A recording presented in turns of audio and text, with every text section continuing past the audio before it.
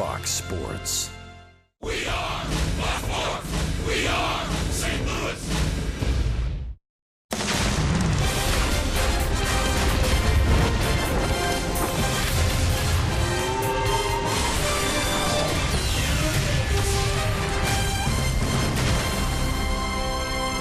This is St. Louis Cardinals baseball. And baseball is presented by Academy Sports and Outdoors. It's a gorgeous day here in the Gateway City. The Arch is the backdrop. We're at Busch Stadium in St. Louis. Game number 3, the Atlanta Braves and the St. Louis Cardinals. Jim Hayes is here. That's the Mad Hungarian Al Raboski. I'm Dan McLaughlin. Disappointing game number 2 last night for the Cardinals. Got close late, then blown out at the end, so you turn the page on game 2. Look ahead to this afternoon, and that means it's Adam Wainwright time. Well, Adam Wainwright has had great success against a team that originally drafted him. He's 8-2, and of course the Cardinals have played very good baseball when he's on the mound. His last 18 starts there, 14-4, but in my mind this is a must win. All right, it's the rubber game. It's the St. Louis Cardinals. It's the Atlanta Braves. It's Adam Wainwright on the mound. Braves and Cardinals, day baseball, big crowd coming up on Fox Sports Midwest.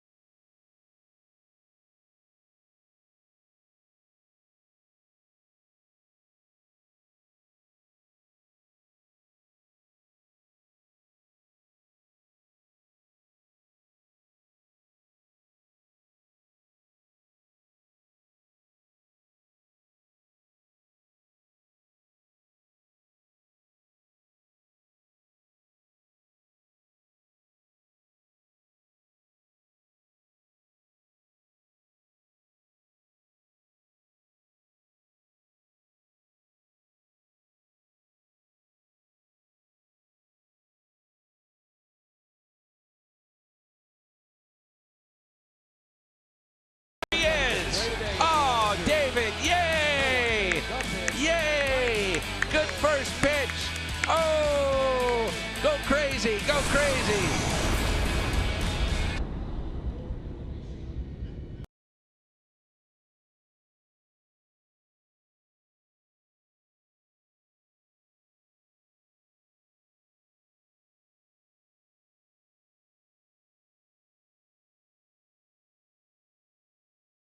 th of 2005. J-Rod, you don't need that bat because this guy is going to come through.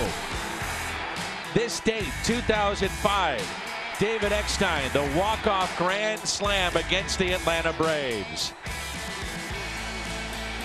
And today he'll join us in the third inning. It's Christian Family Day here at the ballpark. David Eckstein throwing out our ceremonial first pitch. That means we're ready for the game. Starting lineups. First pitch, the Braves, the Cardinals, a rubber game. Next.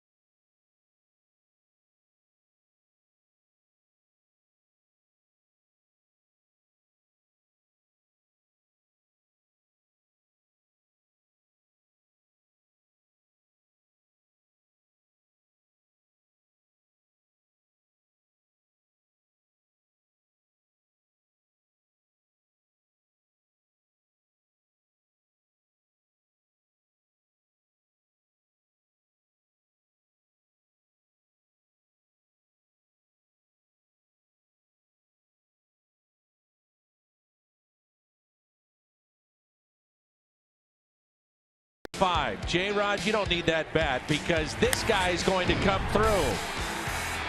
This date, 2005. David Eckstein, the walk-off grand slam against the Atlanta Braves. And today he'll join us in the 3rd inning. It's Christian Family Day here at the ballpark. David Eckstein throwing out our ceremonial first pitch.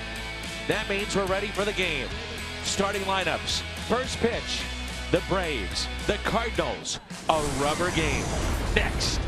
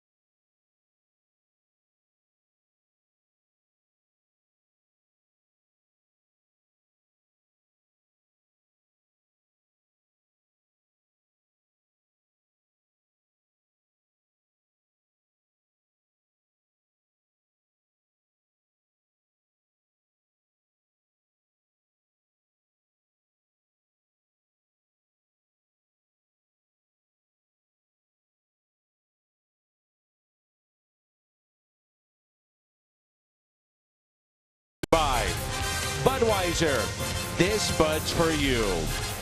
By Chevrolet, visit your local Mid-America Chevy dealer for great prices on the all-new 2016 Malibu. And by Menards, save big money at Menards on all your home improvement needs. What a gorgeous afternoon as we get you set for baseball here on Fox Sports Midwest.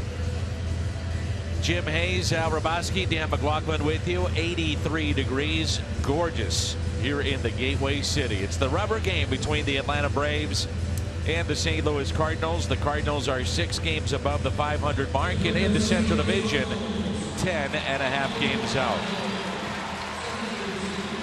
Good to see that Yadier Molina is okay after dealing with the hand contusion late in game 2. He's back in there for game number 3. He is not in the lineup as Mike Matheny addressed the media earlier today, saying that Matt Carpenter would have had this day off, despite the fact that there may have been a little tweak in the side, but they don't think it's anything serious, so we may see him as a pinch hitter or a defensive replacement in this game. Good news, both of them pretty much more precautionary than anything seriously hurt, and good to see Yachty back. He took the foul tip off his throwing hand. Ender Inciarte leads it off, followed by Eric Ibar, then Freddie Freeman. Big night and big home run in game 2. Matt Kemp homered for the first time as a Brave last night. Nick Markakis, Adonis Garcia, Jace Peterson, Anthony Recker, and Mike Fultonevich, the pitcher, hard thrower, batting 9th. Inciarte has been one of the hottest hitters in baseball coming into play. He's hit safely in 23 of 24. And he's got a hitting streak that continues into this ball game. A season best 17. Adam Wainwright, former property of the Braves, now with St. Louis, still going strong, looking for win number 10. How about the fact that before he was traded to the Cardinals, he was playing for the current interim manager for the Braves, Brian Snitker. And the first pitch is a strike, and the Cardinals need a good outing from Adam Wainwright, and you know he knows the importance of this game here today. And of course, the team that drafted him, he's had success against them, 8-2. 0-1 pitch. That's hit out of play. Brian Snitker, the interim manager, started as a player with the Braves back in 1977, and he's had all different types of roles in the minor leagues and with the major league club, but now the interim manager. Good guy. Definitely paid his dues. 0-2 pitch. Misses on the inside corner. Inciarte right now, Al, is locked in. It really is. Friday and Saturday, the first time up, he extended his hitting streak. 2-2. 4 for 9 in this series, and during the hitting streak, he's hitting .394. And very important to keep he and Ibar, the on-deck hitter, who has an 11-game hitting streak. Keep them off bases. Friday night, Garcia did a great job of neutralizing Freeman and Kemp. Last night it was a different story, and the two table setters let off. They set the tone, and Kemp and Freeman brought them in. 2-2 is hit out of play. Sun is shining brightly. Christian Family Day here at the ballpark. We'll get to visit with the keynote speaker, 2006 World Series MVP David Eckstein. That's coming up in the third. Jim Hayes will visit with Cardinals GM John Mozeliak in the second. Get an update on all the injuries and some of the younger players in the minor leagues. There's a ground ball hit to the right side. A flick to Wainwright from Matt Adams for the first out. A look at the Cardinals defensively. Around the horn, presented by Dobbs. Holiday, Piscotty, Moss in the outfield. Jerko, Peralta, Wong, and Adams on the infield. Yadier Molina is behind the plate. Here's Eric Ibar. He's hit safely in a season best 11 straight. 421 during this streak. One hit in the series, did not start in game one. Went 1 for 5 last night. Off to a very slow start offensively and defensively for his new ball club. He definitely has picked up the pace recently. 10-year major league veteran. Majority of that time spent in the American League with the Angels. They've got Dansby Swanson, the former #1 overall pick 2 years ago, coming up in their system. High fly ball lifted out to deep left. Plenty of room though for Holiday, and he puts it away. They also have another shortstop. Well, he was playing shortstop at AAA, Albies, and now they've moved him to AA so he can play second base and work the double play combination with Swanson, who was the #1 draft pick overall, and from Arizona last year, and then he was acquired in the Shelby Miller deal. These two are good buddies, Adam Wainwright, Freddie Freeman. We talked about opposing players when we were in Cincinnati visiting with each other, and it was Wainwright and Freeman. They had about a 20-minute conversation during BP for the Braves yesterday. Now they square off here in game 3, and quickly no balls and 2 strikes. And you wonder if it was about his fantasy football league. He gets players from other towns to have the same mock draft, get them to raise money for big league impact. And his Wainwright's charity that does a lot of water drilling in impoverished countries. Here's a 1-2. Ooh, he just missed, and Adam thought he had strike 3. You don't see Wainwright do that very often, where he hops off the mound thinking he had a called third strike. Right there he sees what's coming in. It is a ball. As Yachty set up outside. 2-2 is fouled back. This is a Braves team that's really hitting the ball well. 194 hits since the break. 5th most in baseball. 3rd highest average at 274 collectively. And obviously they hit 4 home runs last night. Gives them a total of 70 for the year. And very important is Wainwright has not allowed a home run at Busch Stadium this entire year. Only Arrieta, the Cubs, and Wainwright can boast that among starters that have made at least 10 home starts. See that Adam slows it down for this 3-2 pitch. Check swing. Did not go. So from 0-2 to a walk. 2-out walk to Freeman, and it brings in Matt Kemp.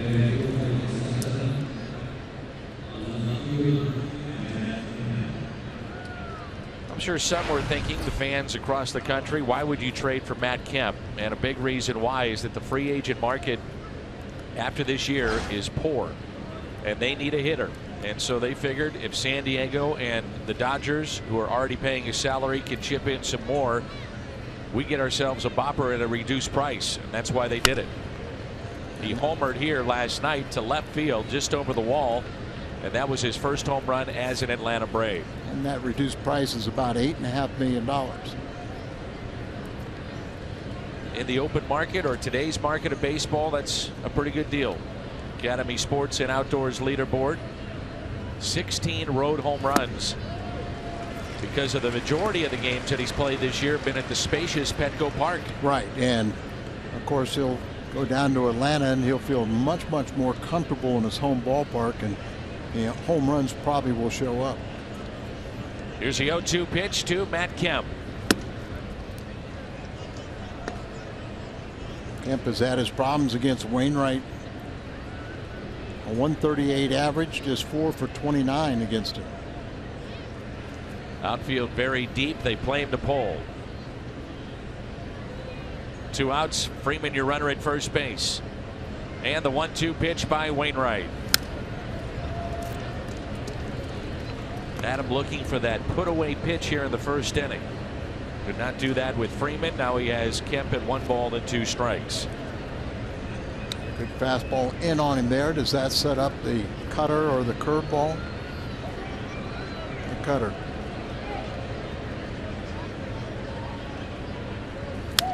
There was, and fouled back. So pretty good battle here.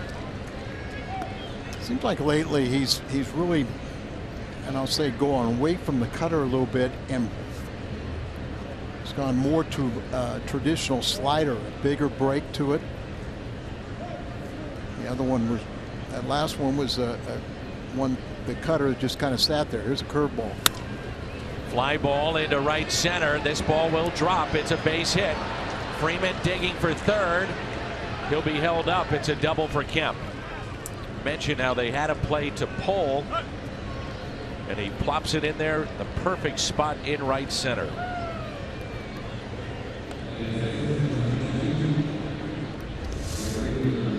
It's a curveball here, and 3-2.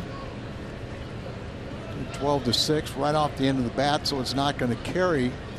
You got Moss in right, Piscotty in center field, so not the speediest of runners out there, but very capable.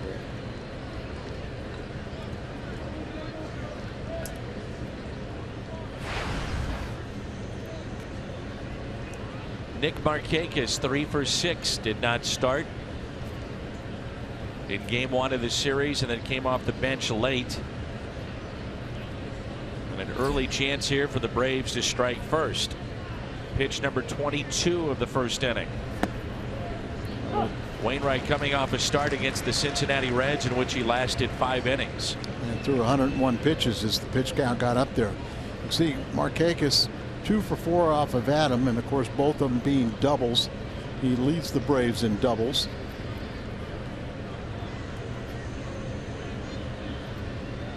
Big gap in right center. Inside.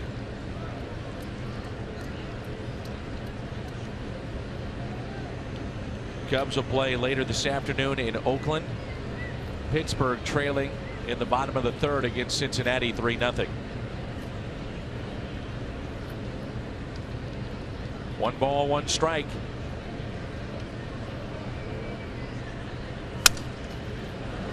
Up the middle, base hit. Just past Wainwright, just past Wong. 2-0 Atlanta. Broke his bat too. Adam's such a good fielder and athlete, but at 6'7", tried to get down and catch that one at his shoe tops, and once it got by Adams, or excuse me, Adam Wainwright. It was very tough for the double play combination to get near that ball, and it goes on through.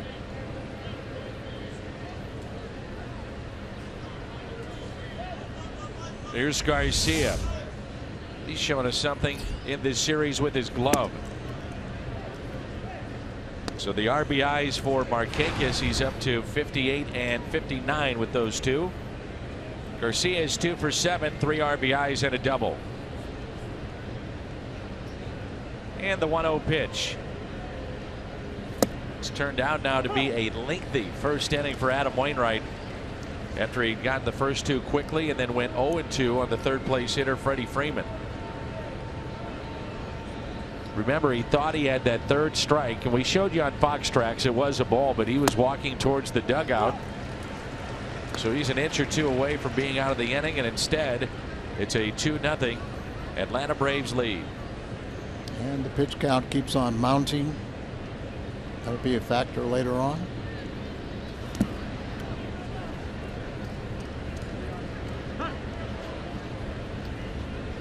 The Hyundai pitch arsenal here on Wainwright. You can see by his reaction right there, he's frustrated. It's the put away pitch, and right now he's struggling to get that third strike.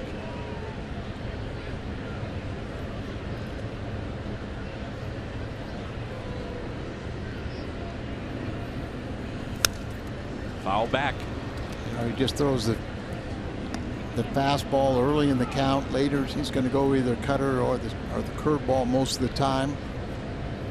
And when you throw as many off-speed pitches as he does, there's going to be a certain percentage that are going to be up and over the middle of the plate. Martinez with 30 first inning pitches last night. That's pitch number 30 of this inning. I'd say about half of them have come with 2 strikes on the hitter too. Yeah.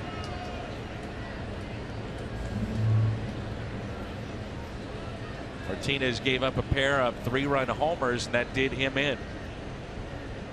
5 innings and 7 earned. The 2-2 pitch. Wainwright to Garcia. Hit out of play. You're definitely right, and he just can't find that put away pitch. Hitters are up there battling, and the more pitches you see, the more opportunity you're going to have to get that pitch you can drive. Notice this year, if it's inconsistent early in the game, the breaking ball of Wainwright, usually he finds it. He's got such a good feel for that pitch. And again, with 2 strikes, it goes to 3-2 now. As a pitcher, a lot of times early in a game, you will have one of your other pitches is your most effective pitch, but you got to stay with your entire repertoire, because later on you may find it. The one you can't really bury people early in the game may become your best pitch later. 3-2 pitch into center field, base hit. The runner was off on that pitch with 3-2 the count and 2 outs, so Markakis easily gliding into third, and it's runners at the corners. And here comes Derek Lilliquist. Yachty started walking out first, Derek following, and there was a cutter that was up over the middle of the plate.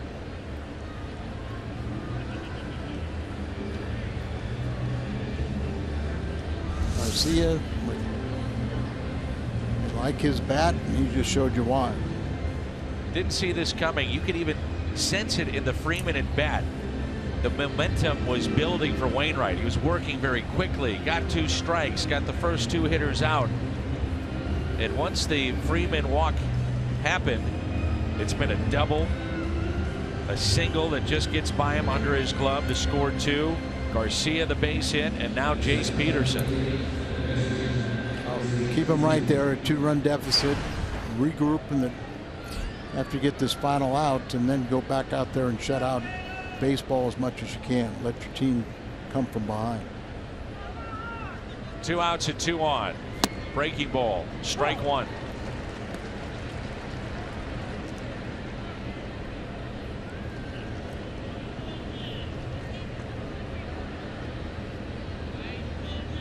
Center fielder Stephen Piscotty shading Peterson a little bit the opposite way. 0-2. So here we go again. No balls, 2 strikes. for the right-handed batters when he's thrown that fastball, he's been able to get in on it. That last one was supposed to be in, and it was right over the middle of the plate.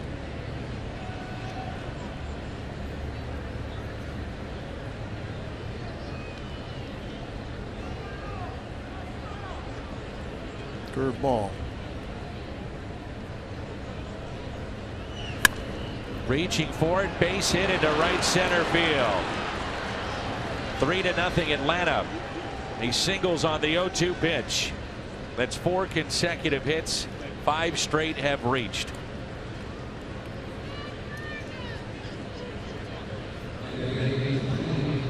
Two pitch there, and he was down. Wasn't a bad pitch, but he just hooked it and took it up the middle. Well, you don't want to harp on it, but the reality is right now he's struggling to get that put away pitch, get it going here in the first inning. 3-0 Atlanta. Here's Anthony Recker, the 8th place hitter. He started in game 1 of this series. Pierzynski last night got the start in game 2. Recker hadn't been with the ball club very long, but he has been very impressive to them. So he just loves to play the game. Hit .350 for the Braves. They got him middle of last month. Here's a 1-0 pitch. 1 ball, 1 strike. So here in this first inning, 38 pitches for Adam Wainwright. He's not used to seeing 5 consecutive base runners against him either.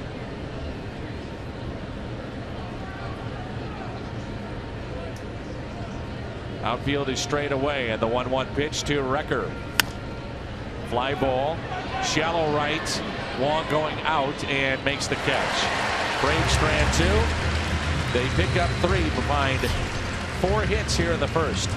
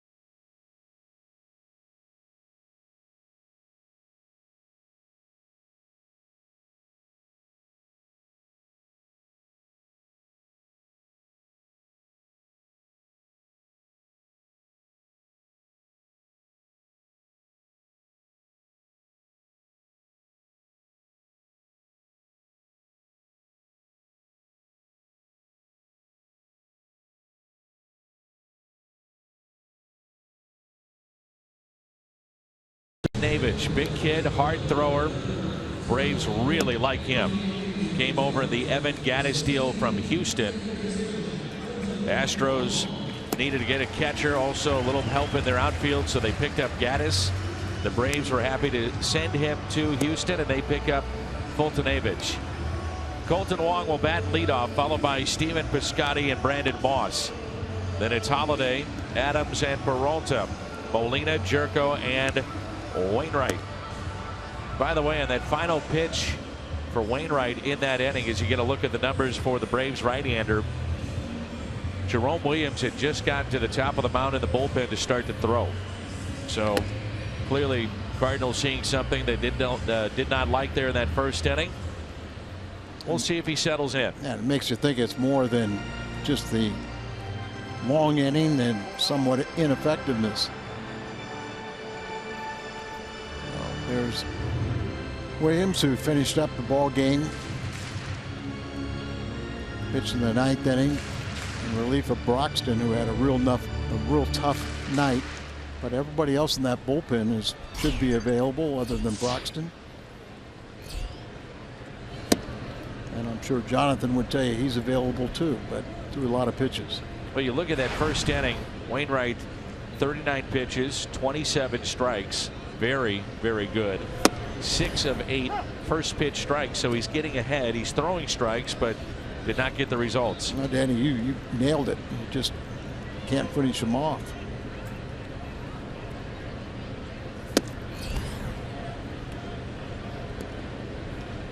Braves think that this young man could be a frontline starter for many years to come. He's got one of the highest velocities.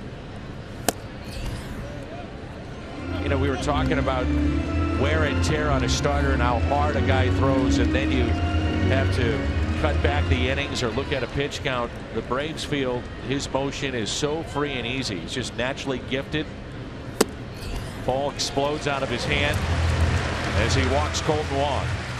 But the point being is that they think he could go very deep into games with this type of velocity all the way through. Yeah, and they've seen him throw, you know, triple digits in the 7th inning. So he's from Illinois, about 45 minutes south of Chicago, but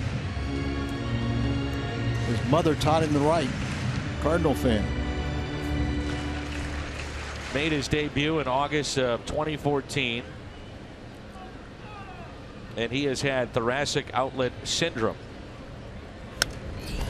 As you get a look at Stephen Piscotty, and what that is with a pitcher is that they remove a rib to relieve some of the pressure on the throwing side and a nerve issue. Chris Carpenter had that. Jaime Garcia had that.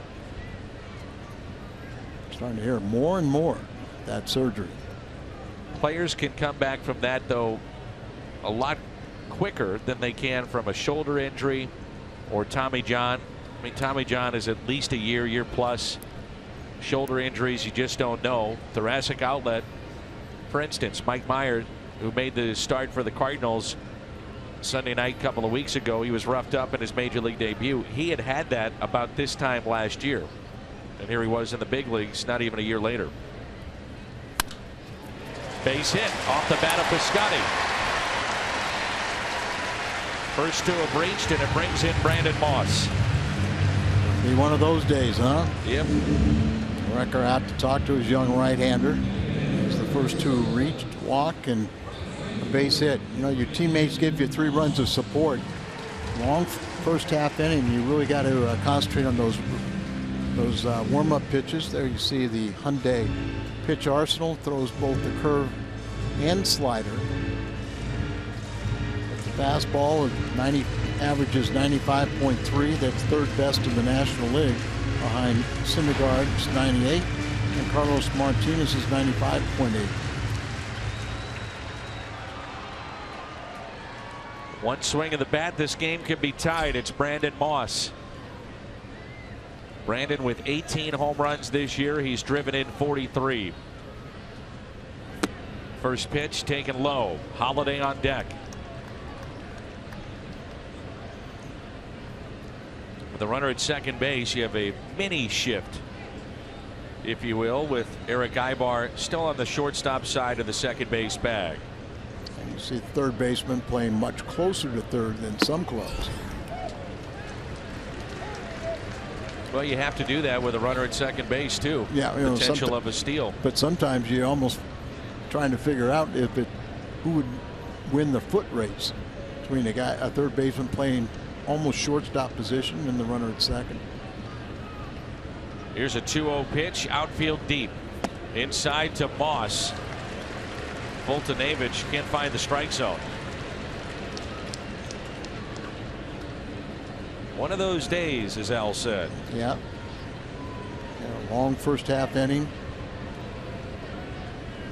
It's when a lot of times, you know, as a pitcher, you go and ask the umpire, say, hey, look, I need a couple extra warm-up tosses. Came in with 21 walks in 72 innings. Home runs have been a problem for him. He's given up 13. 3-1. About a hit per inning.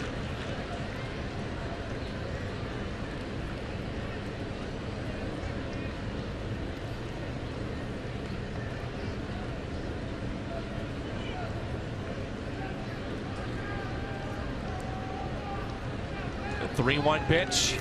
And Moss hits it in time. Out to center. Track. Wall, and it's caught. And the runner's back to second and first as Brandon Moss gave that a ride. Inciarte, nice play in center field. Well, he's a very, very good defensive player. We've talked about the throwing arms of the outfielders and all the assists that the Atlanta Braves have. Off the bat, you thought this one was definitely going to be a home run, but he got back there quickly to the wall. So Wong doesn't make the fatal mistake and just assume it's a home run. He's watching like he should. Scotty was at second base but did not around second base, so he was able to get back quickly.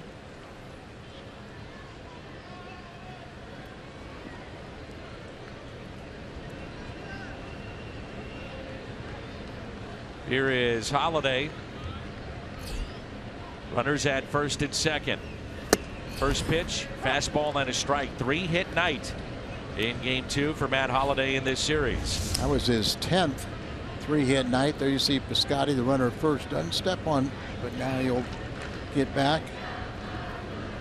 Matt is 12 hits shy of 2,000 and also 7 home runs shy of 300. Popped up. Had him out in front. Infield fly was called. And the catch is made. The Dobbs defense around the horn. Kemp, Inciarte, Markakis. Garcia at third, Ibar short. Peterson second, Freeman at first, and Recker behind the plate. Braves and Cardinals infield fly rule. I think back to the postseason, first year for Mike Matheny in the playoffs. Yeah, and think about the extra 2 outfielders, or excuse me, not the extra 2 umpires, you know, in the outfield. Without having that umpire right there, they would never have called that. Matt Adams used as a pinch hitter last night, picked up an RBI double. Cardinal pinch hitters this year have just been incredible. We also saw the Colton Wong home run off the bench. Franchise record 12th pinch hit home run last night, 4th against the Braves. Just 2 back of the all-time record shared by both the Diamondbacks and Giants. There's Matt Adams. It was his 10th pinch hit of the season for him last night. He's got a .417 average as a pinch hitter, and of course 2 home runs this year and 6 career home runs for Adams as a pinch hitter. For a young hitter, he's really found that role to his liking, but he's in the lineup today and hopefully he can do some damage. Here's a 1-1 pitch to Adams. Fultonavich grew up. Mom and dad said, "What do you want to be?" He said, "A major league player." They said, "You have to have a plan B." You got one? Yep. Major league player. This is always what he wanted to do. They said when he was a kid, he loved baseball so much, they go to practice, they take him home, he'd start crying because practice was over. Now that's a guy that likes the game. Yeah, it was raining. Mom and Dad had to do something to try and dry out the field so they could play that night. I'm not sure that Allen Iverson would agree with Fultonavich. Talk about practice. Practice makes perfect, don't you know? Absolutely. Here's a 1-2 to Adams. Check swing. And he did go. So strikeout of Adams. First of the afternoon for the righty of the Braves. Gets out of an early jam against St. Louis.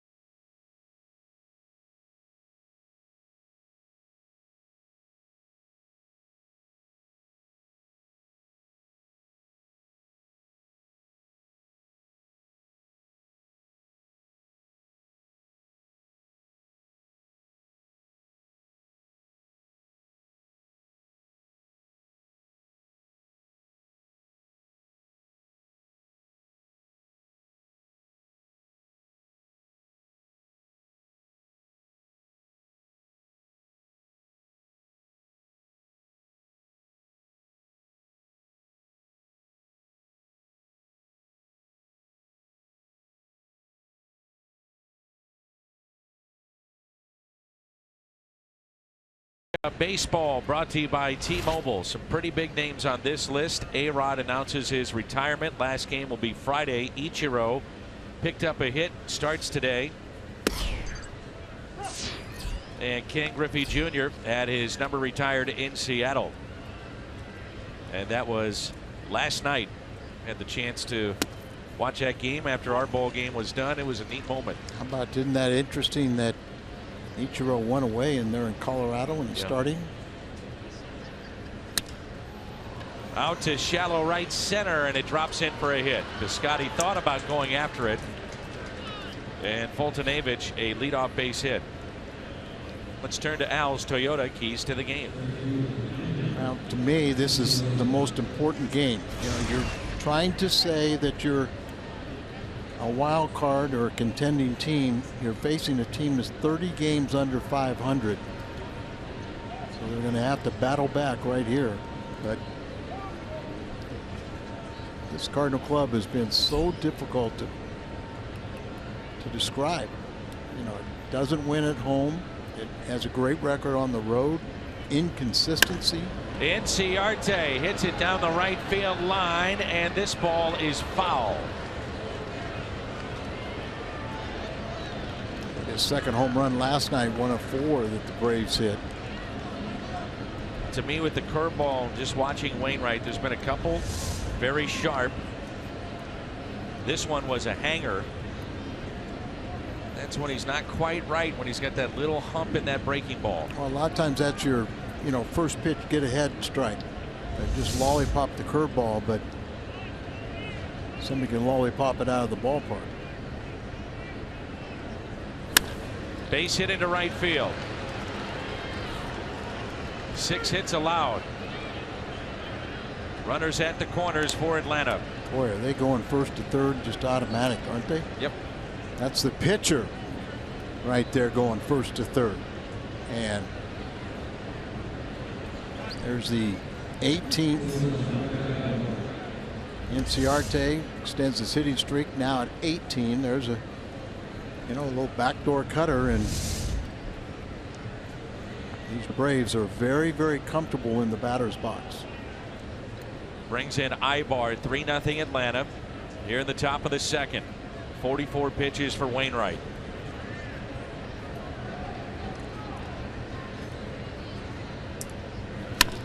Base hit into right.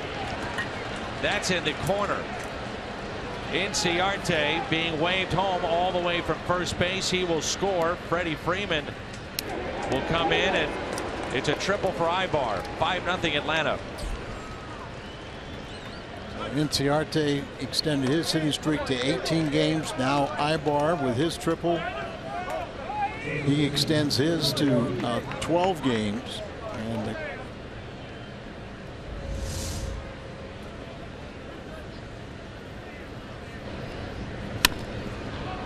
earlier in the season, Wainwright had trouble with the very first pitch. Teams were jumping on that, and it's just a little merry-go-round right now. This is a team that's been hitting the ball much, much better, and unfortunately they're doing it right now against the Cardinals ace. Here's Freeman. I don't know about you, I'm a little surprised that no one is up and throwing right now. Very surprised.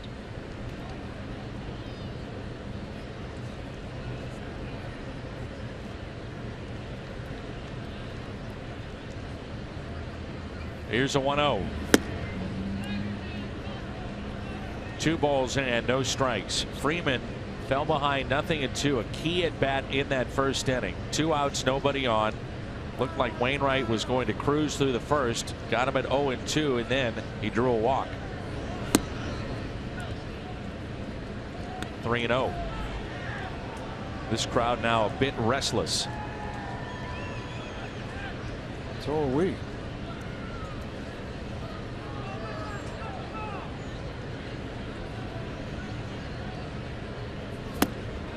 And he walked him. Not the start that we expected last night from Carlos Martinez. We're hoping for he'd get his 11th win. Hoping Wainwright was picking up his 10th win, and he still can, but he's digging himself a pretty big hole. MLB.tv. You can see every out-of-market game, all the stats, the highlights, all the news. MLB.tv Premium. Now it's Matt Kemp. Good cutter there. Doubled and scored back in the first. 2 RBIs for Markakis, 1 for Peterson. 3 runs in the first, all coming with 2 outs. Then the triple by Ibar to score 2 as Jerome Williams starts to throw for the second time.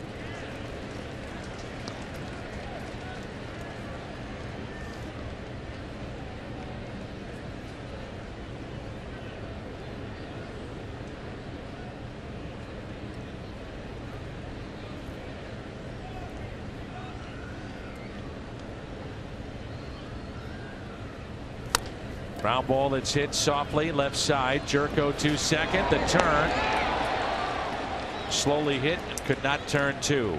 Ibar scores and it's 6-0 Atlanta. Didn't hit it hard enough to get to.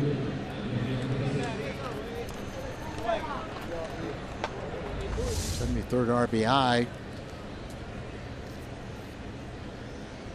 Long tried to rush a throw. And the thing that didn't go into the dugout.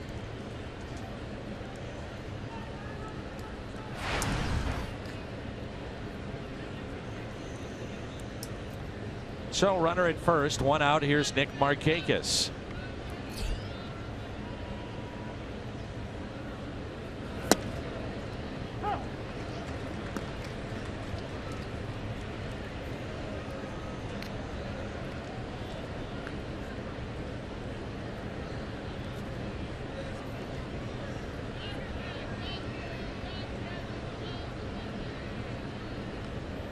One pitch. 1 ball, 1 strike. 54 pitches thus far for Adam Wainwright.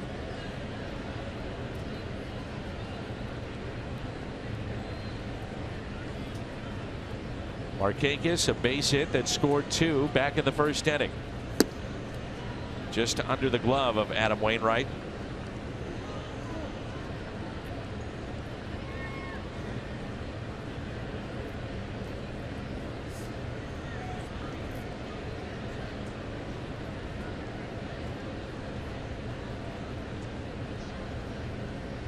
The 2-1 went with a changeup. You don't see that very often from Adam Wainwright.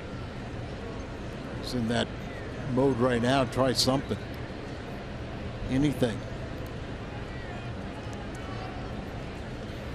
The problem is now he's trying to, he's falling behind the count, trying to be too perfect. 3-1 pitch, and he walked him. Third walk issued by Adam Wainwright. Mike Matheny's got to be thinking about it at this point. Well, he's hoping that something positive will happen and get a double play ball right here in the first pitch. And well, do you give him one more hitter? Is that going to be it? He'll give him one more. Here's Garcia. A base hit to center field. Back in the first inning.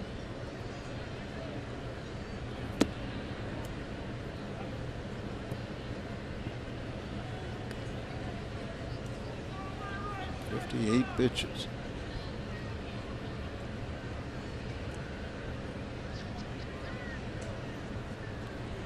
Had a game one time in Double-A.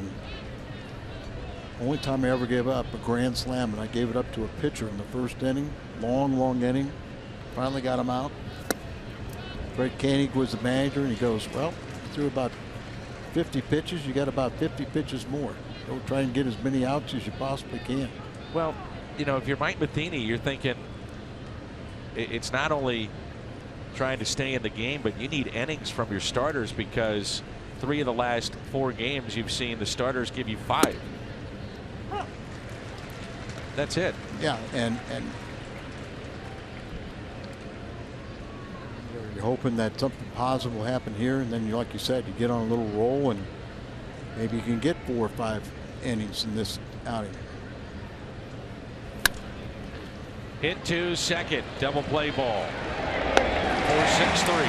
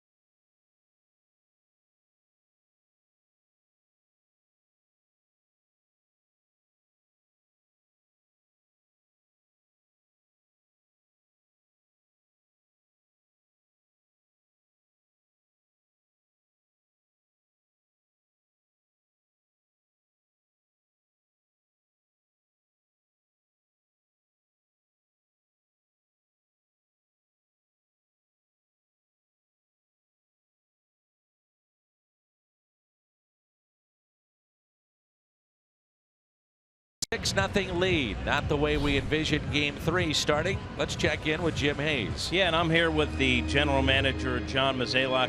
Chance to get some updates on some guys who were injured or coming back from injury. We start with Matt Carpenter, Mo, who had the oblique issue, came out of the game last night, not starting today.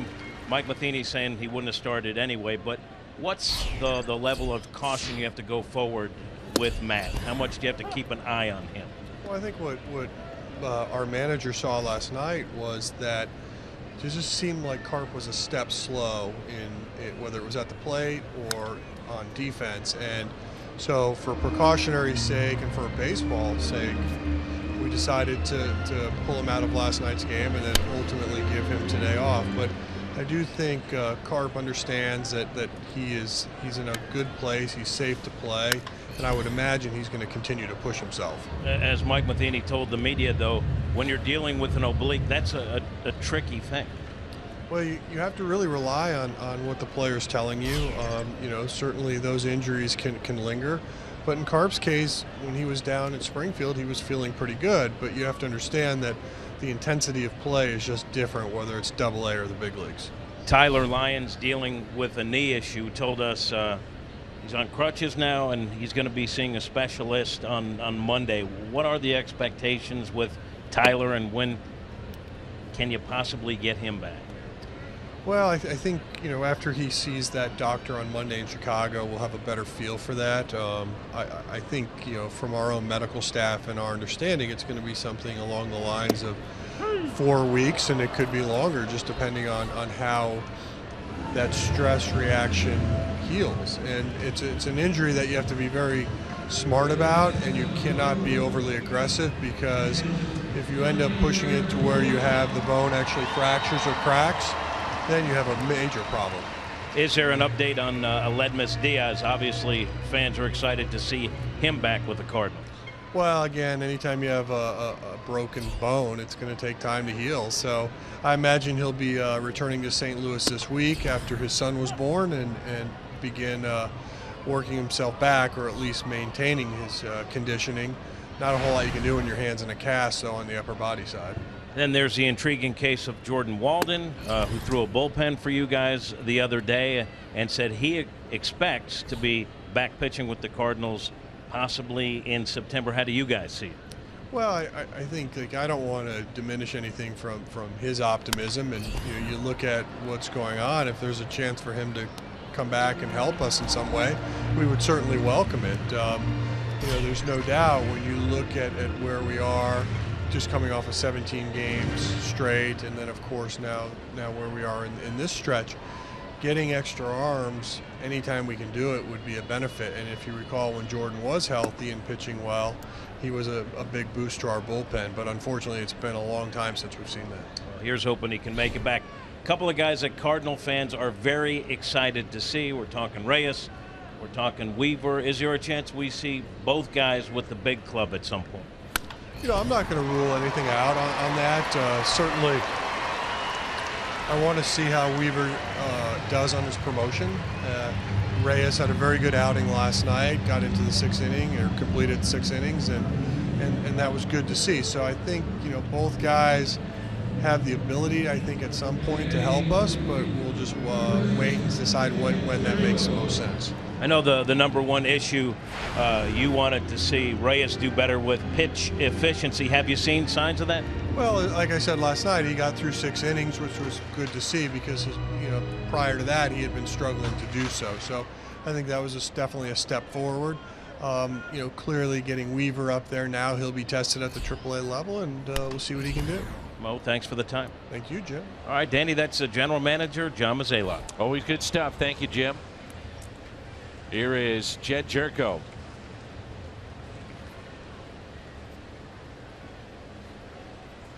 Reyes, maybe the most intriguing of what we heard there in terms of going 6 innings, and that's been, you know, the big thing for him. If he's not getting through 5 innings in a AAA game, more than likely that's not going to happen in a major league game. More than likely, you're right. Jerko sends this in the air into left center field. Inciarte sliding, gets by it. Molina on his way to third. Jerko trotting in with a double. Boy, that could have been a dangerous play with Kemp and Inciarte out there at left center. No doubt about it, and just plug the gap perfectly. Kemp does not run like he used to because of injury. Inciarte, an outstanding defensive center fielder, but kind of right between them. And then, like you say, Inciarte's got to watch out because that's a big man, and Matt Kemp. You don't want to have that collision. So Yachty watching, doesn't know if it's going to be caught. Now he sees it's down, so he'll get over to third base, and Wainwright can help his own cause. You could see his reaction. Yachty's, he was making sure there wasn't a nasty collision out there with those two, and now it's Adam Wainwright. Cardinals down by 6, bottom of the second. You just wonder how much thought Mike Matheny has given to this scenario right here and pinch hitting for Wainwright, even though it's only the second inning. He did get the double play. He has not been sharp. You're down by 6 runs and a chance to try to get something going. Well, as good as our pitchers have been, Wainwright has been outstanding as hitter. 2 home runs this year, 11 RBIs. All of his base hits have been extra base hits. Part of the other problem is how many more times can you get Jerome Williams up and not bring him into a game? It's been up twice now. Exactly. A lot of times the third time, if they don't come into a game, they're off limits. And again, normally any other scenario never would think about doing it, but with what you've seen with Wainwright, Williams up twice, down by 6, trying to get the offense going, it's something to think about. We talked about it. This is a must win. And Wainwright strikes out. Second in the inning, third today. Brings in Colton Wong. Walked his first time up. Boltonevich ran into issues in that first inning. It was a walk, then a base hit. So 2 runners on. Moss a few feet away from tying it up with a home run. That ball was caught at the wall in center. Holiday popped out, Adams struck out, and the threat was through. 2 outs and 2 on for Colton Wong. Inside, ball 1. Cardinals, as a team, have done a nice job with runners in scoring position. Colton, that has not been a plus for him, batting under 200. And with 2 outs makes it even tougher.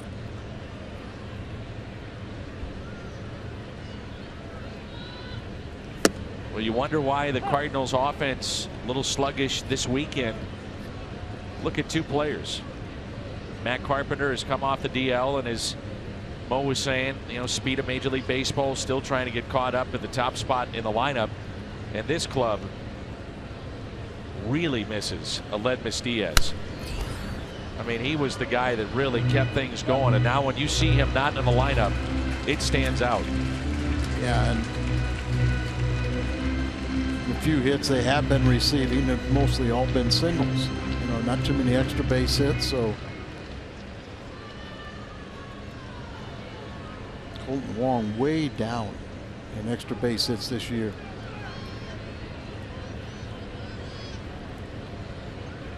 One and 2 the count. And Wong is hit by the pitch. Bases loaded. One of the 3 hits today is off the bat of Piscotty.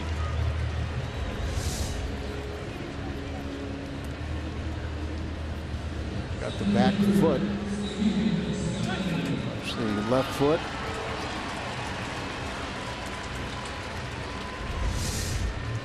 Once again, want to mention that David Eckstein, the World Series MVP of '06, will be our guest in the booth coming up in the 3rd.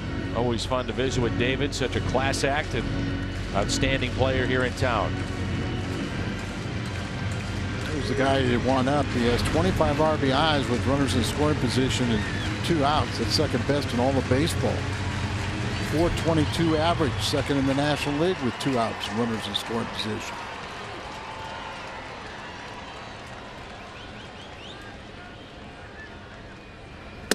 First pitch taken high. Get right back in this ball game with 1 swing of the bat.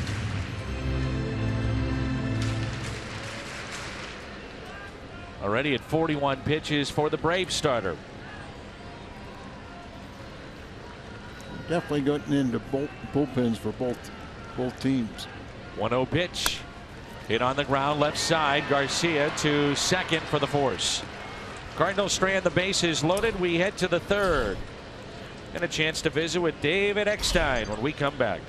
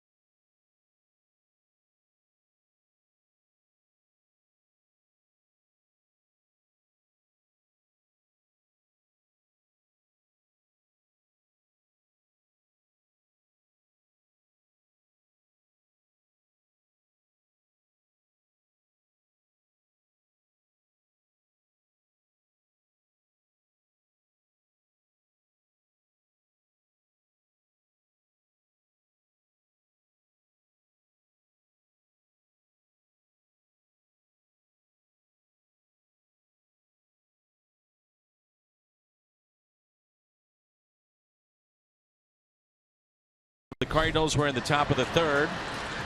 And this is Christian Family Day here at the ballpark, and the keynote speaker will be 2006 World Series MVP David Eckstein. Good to see you again. Thank you, Dan. Appreciate it. Every other week you're in the booth with us. I like it.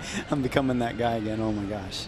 You know, I say 2006 World Series MVP. That's got a nice ring to it. It's nice, yes, definitely. It's one of those things that, you know, when I was playing, didn't really mean as much. And as soon as I get done playing, and that's how you get introduced, it's definitely an honor. How did it change your life? Oh my gosh. Wherever I go now, I mean, I was on the flight flying here last night, and you know, friends of the Cardinals started taking pictures, and then I was walking off the plane, and I was already off the plane, and the captain of the airplane goes up, David Eckstein. Oh my gosh, World Series MVP. So it's like I mean, that's how it goes. It's been amazing. You love coming back to St. Louis? Yes, definitely. You know, the one thing about St. Louis, from day one, they definitely supported me and my family, and my wife's family now lives here and stuff. And I didn't know that. Yes. Really? Yeah, yes. So okay. So you're back here a lot then? More often Fair than amount. not. Yes. Yes. So having the opportunity to come back is such a a great time for me. Did you know what this experience was going to be like when you left the Angels? You signed with the Cardinals. Did you have any idea what this was going to be like? You kind of heard about it, but you do not understand it until you get the opportunity to experience it. You know, one of the things I'll be talking about today is, like, you know, just the welcome I got when I got here at the winter warm-up. You know what I mean? It was one thing that was just overwhelming because I had done nothing for this organization. I got a standing ovation. You know, that type of welcome to the new player, it is different than any other organization that I've been a part of. And so it just makes you feel real special. Anthony Recker at the plate after the ground out by Jace Peterson. You are here for Christian Family Day.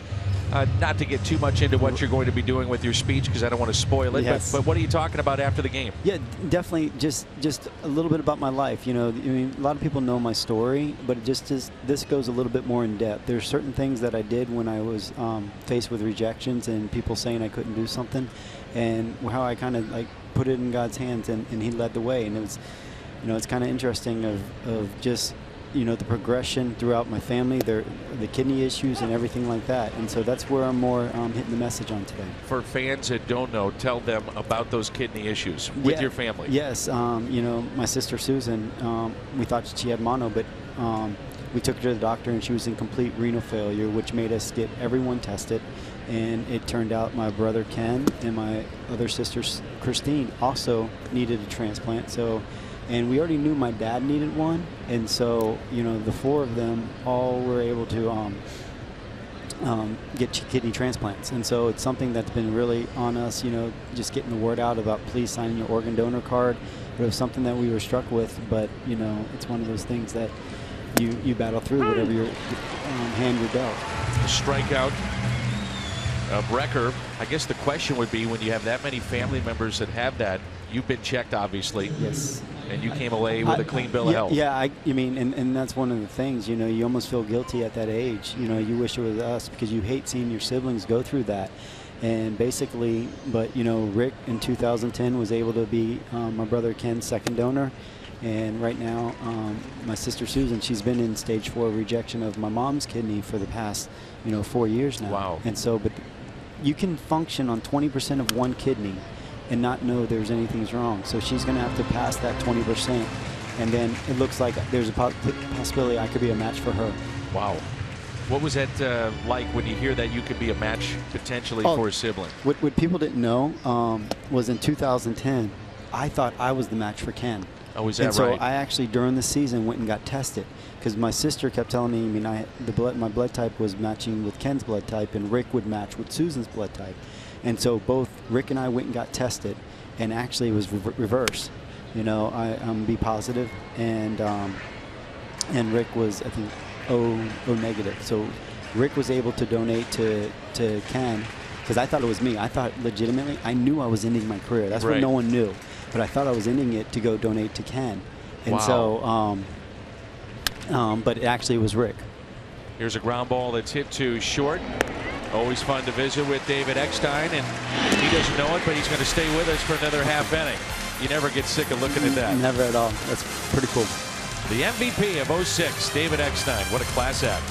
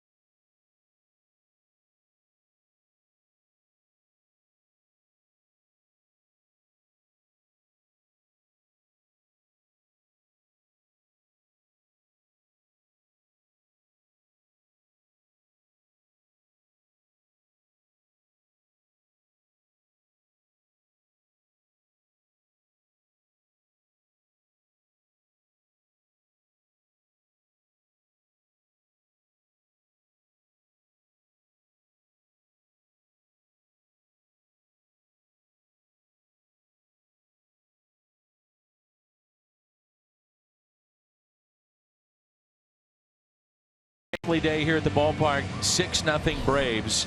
And our guest is the World Series MVP of 2006. Now, part of the activities for today is a first pitch for David Eckstein. And David, no offense, your arm is better now. Well, what people didn't know, they actually, when I came to St. Louis, they finally put me on a shoulder program. Oh, is that right? Yeah, so I'm doing my shoulder routine. Give myself 6 years off, and the arm feels outstanding. I was talking with you between innings. How much do you miss the game? You mean, I love the game so much. So, yeah, I definitely miss the game. When I'm home in Florida, I'm at the field every day working with a lot of young men. I do not miss getting my body ready to play the game. And so, but, yeah, that day has passed. But I still such in love with the game. USA Baseball, you're obviously very involved with that. Yes, so I help out with the USA 18 and Under Club. So this year, right now we have selected 40 guys, and we're going to be heading to Houston in mid-September, where I get to help select to get down to the 20-man roster that will go to Mexico and try to qualify for the Pan Am Games for next year. Outstanding. At the plate, it is Brandon Moss. Last time I remember seeing you here in St. Louis a few weekends ago, and I'm not sure if you've been back since then, but it was the 06 reunion.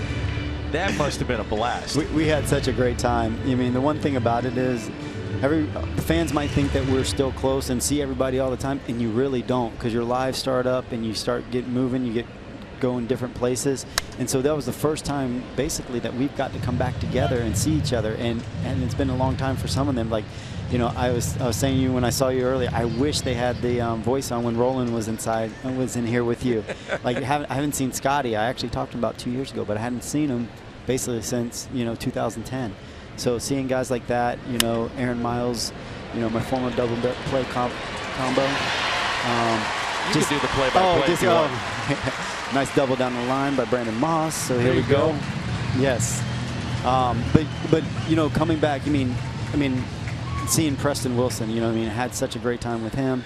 Suppan, I see him a little bit more regular. He's out in California, you know. And then I can never not lead with this. My wife was so happy to come back to see Jimmy. I know he's not here with you today, but she went and because it was replica ring day. She went and found an Edmonds ring. Doesn't that bother you? Not at all. Not at all. You're the husband. You're the MVP. Forget Edmonds. Hey, you know, that's her player. So, you mean, I have no problem. I actually kind of encourage that with her. What the heck is wrong with you people? There's a strike two holiday. You know, in talking with some of the guys from the 06 team, they said it was just like being in the clubhouse again. Everybody just picked up right where it left off. It was, you know. We got to meet on that Friday night, and that's what it was. It was telling a story. You know, Chris Duncan, Randy Flores, Josh Kinney. There's a line out.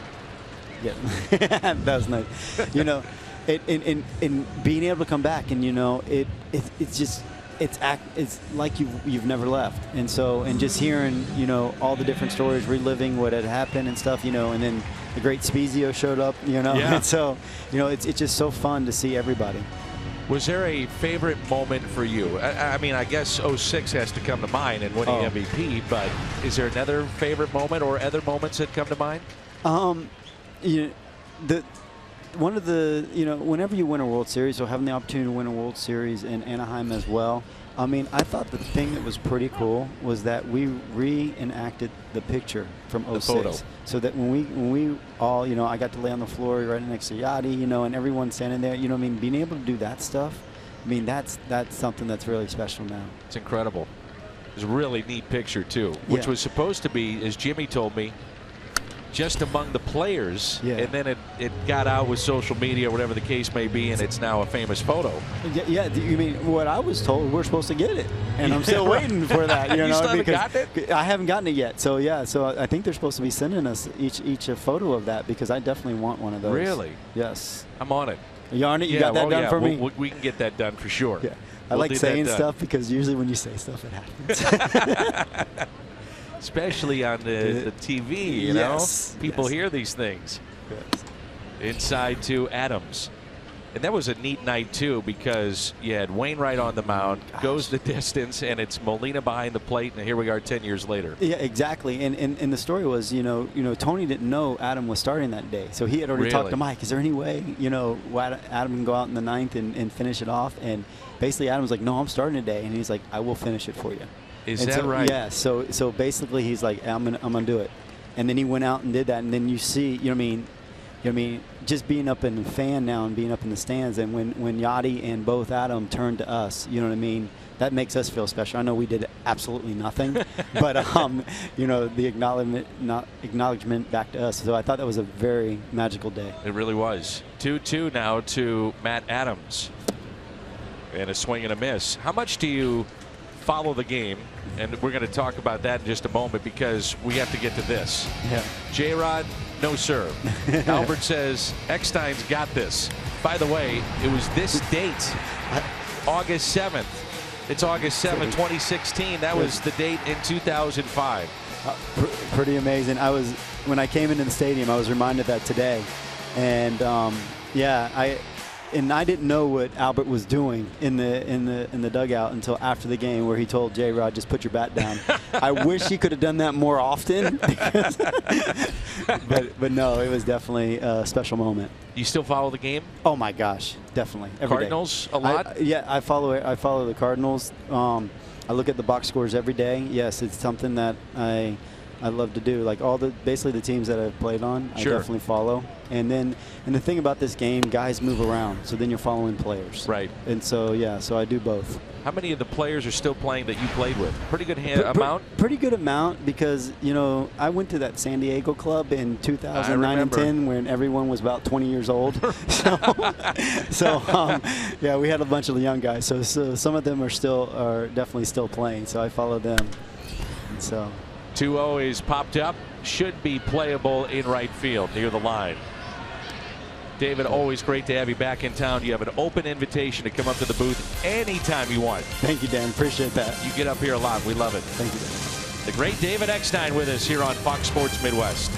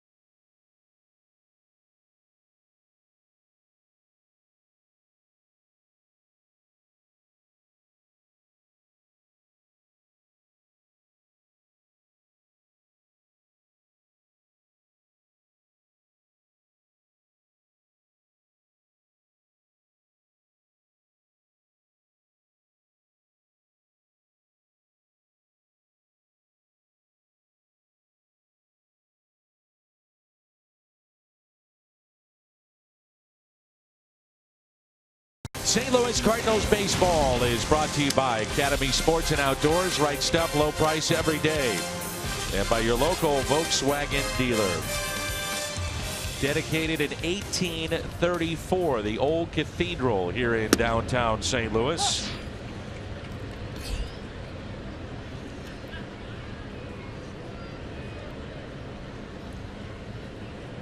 (1834). You been through that, Al? It's gorgeous. I've been there. Absolutely gorgeous. Oh, he's fun to visit with David Eckstein. What a class act. Yes, he is. Always has been. Talk about somebody who got the most out of his ability. Always a fan favorite. Played with such high emotion and overachiever. Here's a 1-2 pitch to Ender Inciarte. Big gap in right center. Wainwright working here in the fourth, and a swing and a miss. Struck him out. Friday, August 26th. Salute the career of one of the game's all-time greats. Hall of Fame player and pitcher Bob Gibson. That day, 30,000 fans, 16 and older, receive a Bob Gibson red jacket statue to add to their collection, courtesy of Scott Credit Union. Tickets at cardinals.com/promotions. There's a fly ball lifted into center field. 2 quick outs for Adam Wainwright. Next year, it's a celebration of the 1967 team. So many of those players will be back, and a huge celebration is being planned as we speak. And there's also been talk that they want to bring back the 1987 team. They've had so much great feedback from the former players coming back to town, getting together, having fun. The fans enjoyed all the interviews and reliving those moments with us here on television and the guys in the booth, that they'd like to have a weekend dedicated to the 1987 Cardinals, which was a team that was one win shy of a world championship. 0-1 pitch to Freeman. Now it's 0-2. I remember that team was the home team, won every single game in the World Series. That's correct. Shift is on for Freeman. 0-2 pitch is in the dirt. Eckstein telling us a story I had not heard from that night that Wainwright pitched, that Tony La Russa wanted Adam to close it out. Didn't realize that he was starting that night. And Adam said during the photo, "Don't worry about it. I'm going 9." Well, he closed it out. He closed it out. 1 ball, 2 strikes with 2 outs and nobody on.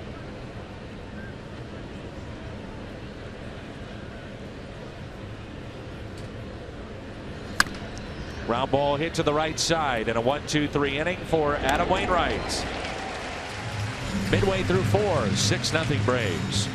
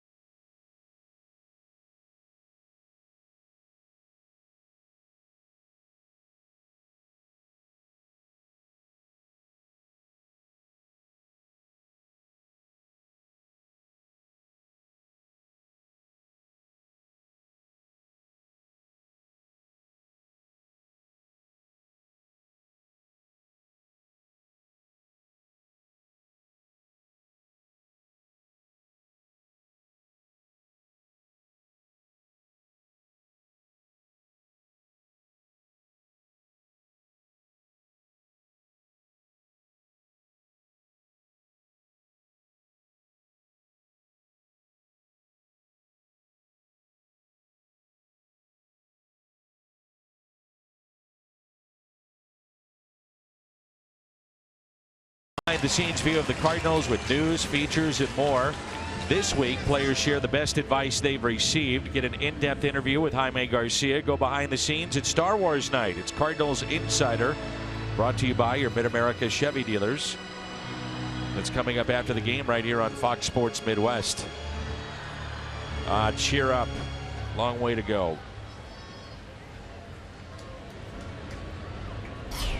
Here's Yadier Molina.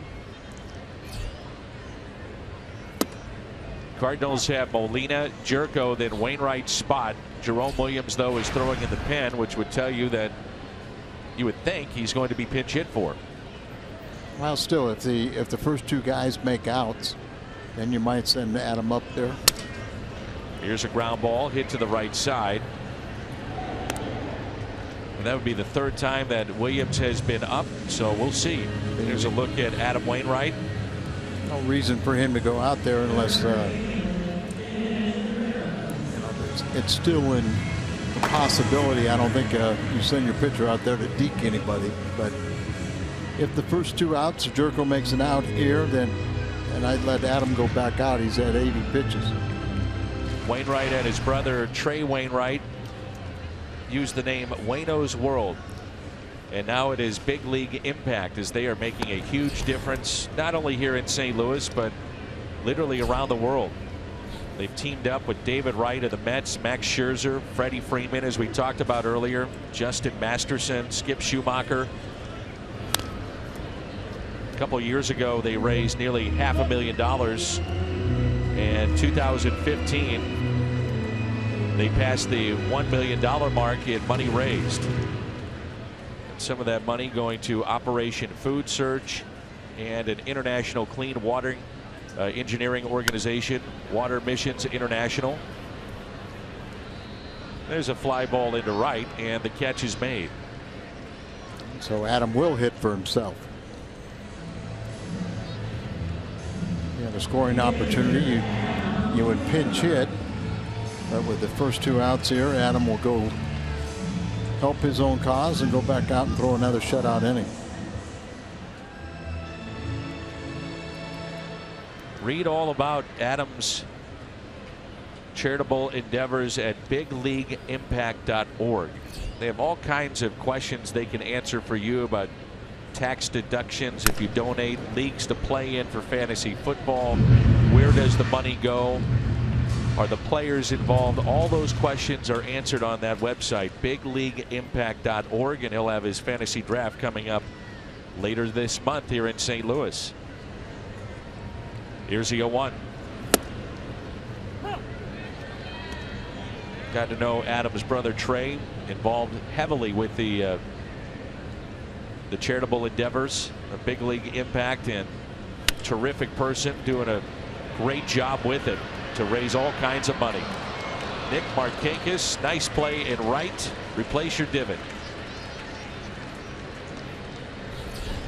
Takes a hit away from Wainwright. A beautiful day here in St. Louis.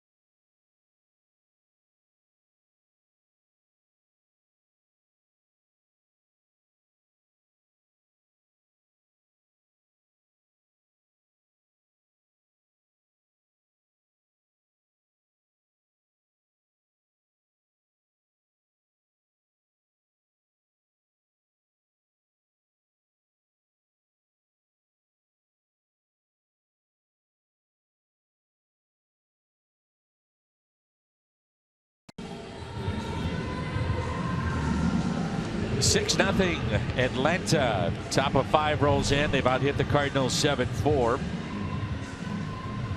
Adam Wainwright back to work. Big League Impact 501c3. Essential needs: food, water, shelter, other basic needs. There's a look at Adam on the right.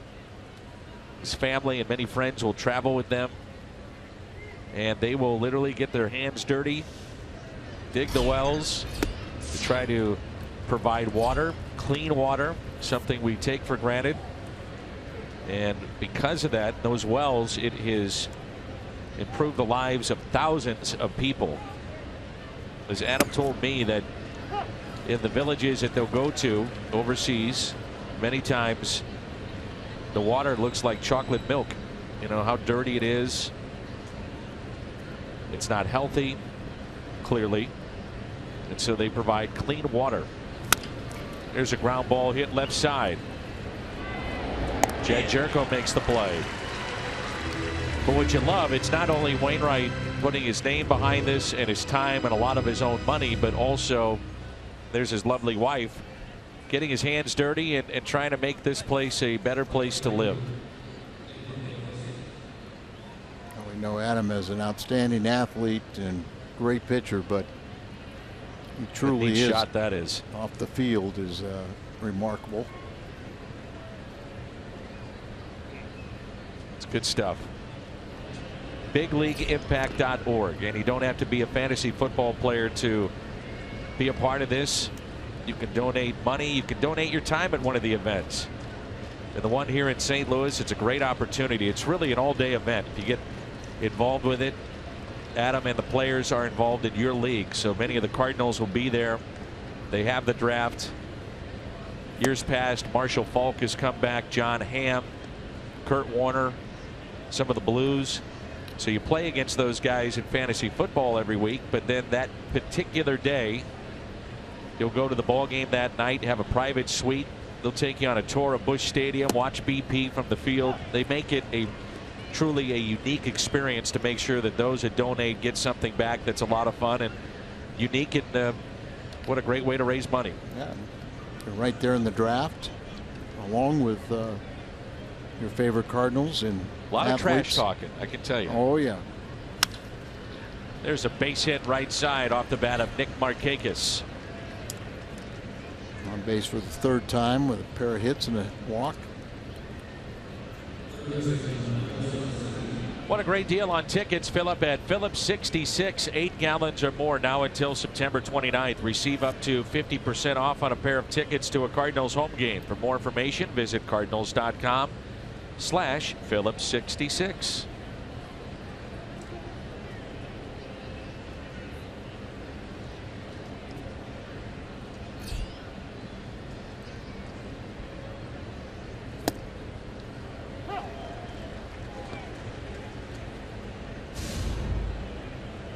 Arcia in the driver's seat. Slugging percentage by month, and we talked about it since the All-Star break. Things going in the right direction offensively for the Atlanta Braves. The 1. Ground ball hit left side. How about 2? Out at second. The turn by Wong. It's a double play. So Wainwright is settled in. 93 pitches on the day. He is through 5. 6-0 Atlanta.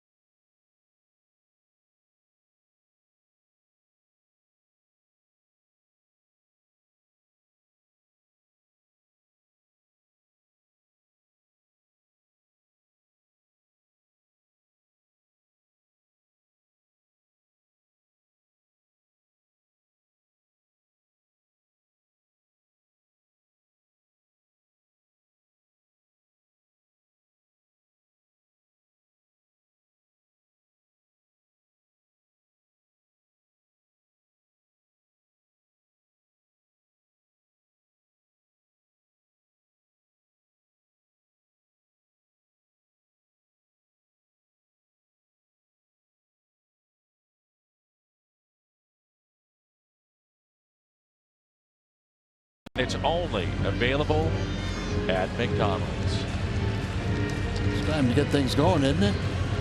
Oh, yeah. Adam Wainwright is You settled got it. in. No activity in the bullpen, so he'll go back out. But let's see if we can start cutting into the lead. Here is Colton Wong. 6-0 Atlanta. Wong was hit by a pitch and he has walked. Remember at the beginning of the season, spring training, this is where he wanted to be in the spot in the lineup. He wanted to be your leadoff man. Cardinals gave him a few shots along the way in spring training, but Carpenter has just been so good. Tough to remove him from that spot. Maybe on other teams you'd see Wong at the top of the lineup, but Carpenter has produced at an all-star clip as the Cardinals leadoff man. Can't argue with that, keeping Matt there in the top spot. 0-2.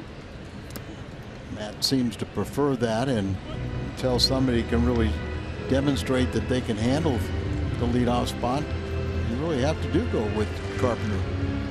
And having said all that, it wouldn't bother me one bit to see Carpenter more in the traditional role of a 3 or 4 hitter. But the comfort level that he has at the top of the lineup, I don't think the Cardinals want to mess with that. Yeah, and obviously when he is in the leadoff spot, he's one of the absolute best leadoff hitters in all of baseball, and even missing a month with the oblique strain, Matt Carpenter's numbers are right there, a contender for MVP.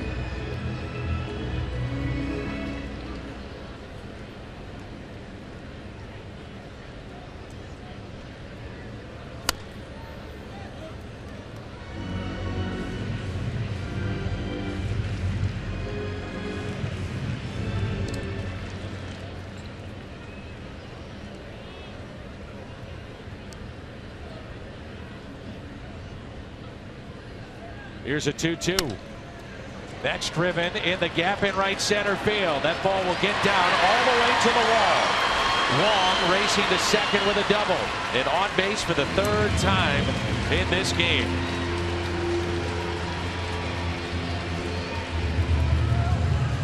We turn to our Lowe's home field advantage. Most home runs at home, the Cardinals with 71. Trailing only the Mets and Colorado. Arizona's turned into a launching pad.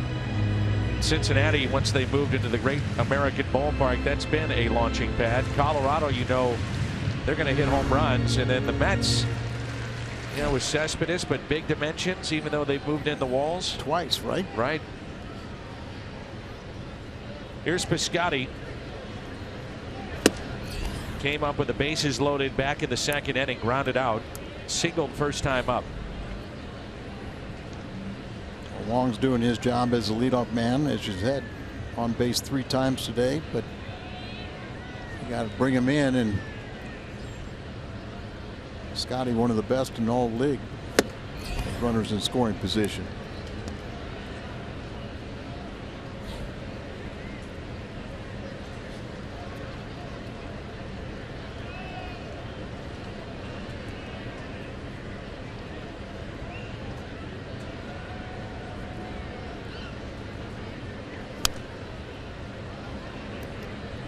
Foltynewicz is not only getting signs from his catcher, he's also getting signs from a couple of gentlemen in the first row right behind home plate.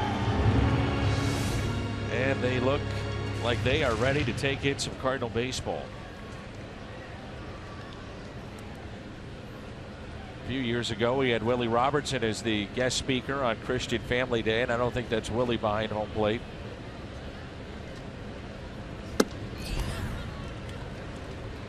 David Lee Roth to his left. Yeah, that's not Willie Robertson.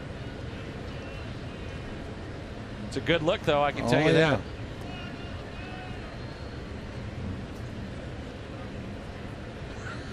It's even better now. That reminds us of one of our cohorts. Yeah, help him out. That'd be great. Now you're ready.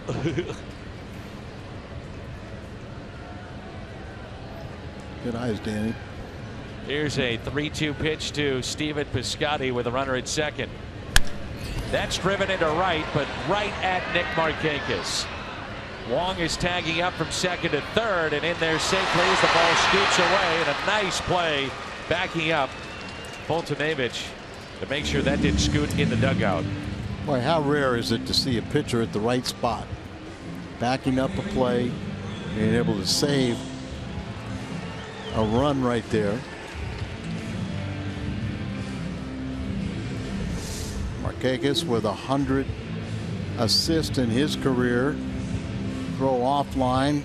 Garcia tried to do where he can, but there's the pitcher right where he's supposed to be, and that ball would have gone right into the dugout, and the Cardinals would have got on the scoreboard. Markakis second most of any active player in assists with his 100, and the most, as we saw, the 133rd assist from Francoeur on Friday night. Here is Moss. Drove one to the wall. First time up with 2 runners on. That would have tied the game. A few feet away from a home run. He's got 18 this year. Holiday with 18. Moss, despite missing time, is driven in 43. You're seeing his name in the lineup more and more. Prior to that injury, it was back and forth with Matt Adams. If you produce, you're going to play. Seen him play first base, but now Adams at first base today, and so he's out in right field. Play the corner outfield positions. Moss with a fly ball. Plenty deep. Catch is made. Here comes Wong, and he will score. And the Cardinals get on the board. It's now a 6-1 Braves lead.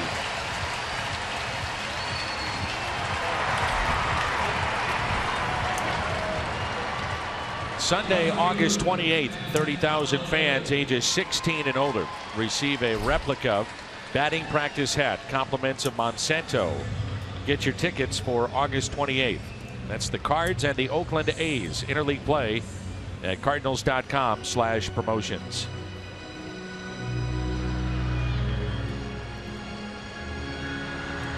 Moss picks up RBI number 44, and here is Holiday.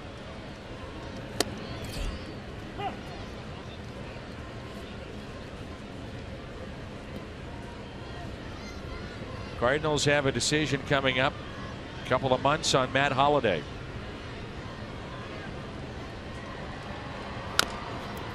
Do they pick up his option? And he grounds out to end the 5th inning. Cardinals get a run. It's now 6-1 as we head to inning 6.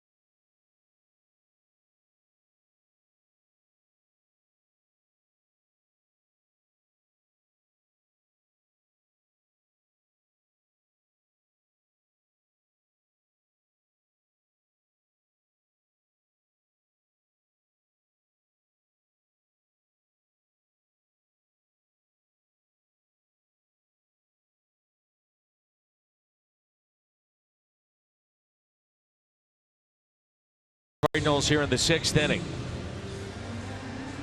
Our BJC Healthcare difference maker, Adam Wainwright, 244 career starts, 5th all time. Number 1 on that list, Bob Gibson. First pitch is fouled back.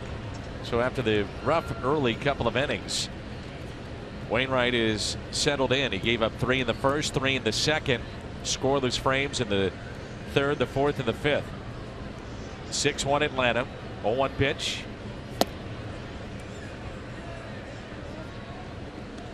One ball, one strike.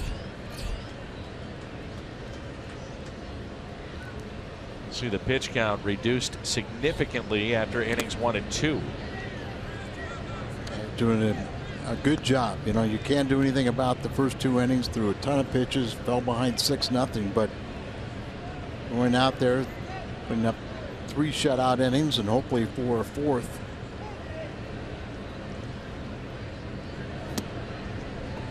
Showed you in our around the major leagues, Alex Rodriguez will retire at the end of this week. He'll play 1 more home game. There's a ground ball to first base and a flip to Adam Wainwright. So you have A-Rod, Rafael Palmeiro, Barry Bonds, Roger Clemens. It doesn't look like those players will make the Hall of Fame, and yet not only do they have Hall of Fame numbers, they have some of the best numbers that baseball has ever seen. Yeah, it's, you know, the all-time home run king, strikeouts, Clemens. He had over 300 wins, over 4,000 strikeouts. Palmeiro over 3,000 hits. A-Rod close to 700 home runs, over 3,000 hits. Nolan Ryan has more strikeouts, most Cy Youngs, I think, for Clemens. Palmeiro's both a 500 home run member and 3,000 hit club. Bonds, this day in baseball history is 2007 with home run number 756 in 2007. I wonder if fans want to see them in the Hall of Fame, or do they want to see maybe a portion of the Hall of Fame recognize who they are, so that when those go to the Hall of Fame in 100 years, 200 years, at least there's a recognition of the accomplishments of those players, or if fans just don't care or don't want them in. I think that you'd get a mixed reaction with that. Yeah. We put Pete Rose in there, the all-time hit leader. There's another one. Off the end of the bat and a base hit into center field. 1 out hit, Anthony Recker.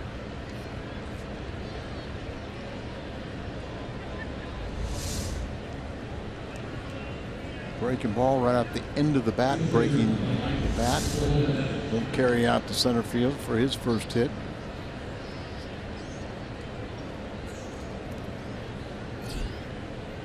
Voltanevich.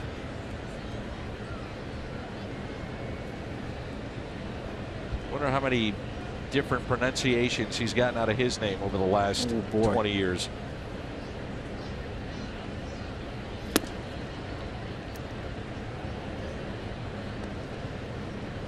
One out runner at first. 6-1 Atlanta. And the Atlanta Braves are hoping it'll become a household name.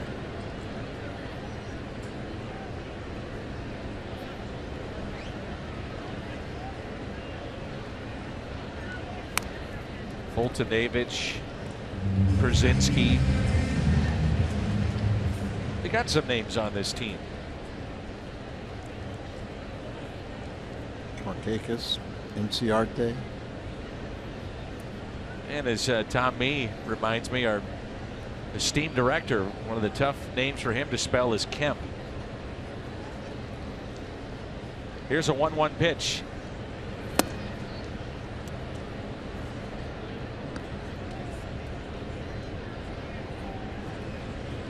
Two and 1 the count.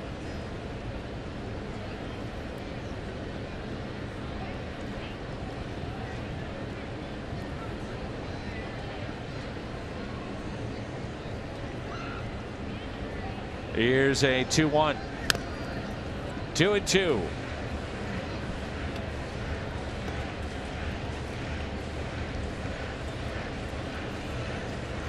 Two balls, two strikes on for Adam Wainwright on the hitter, Mike Fultonavich.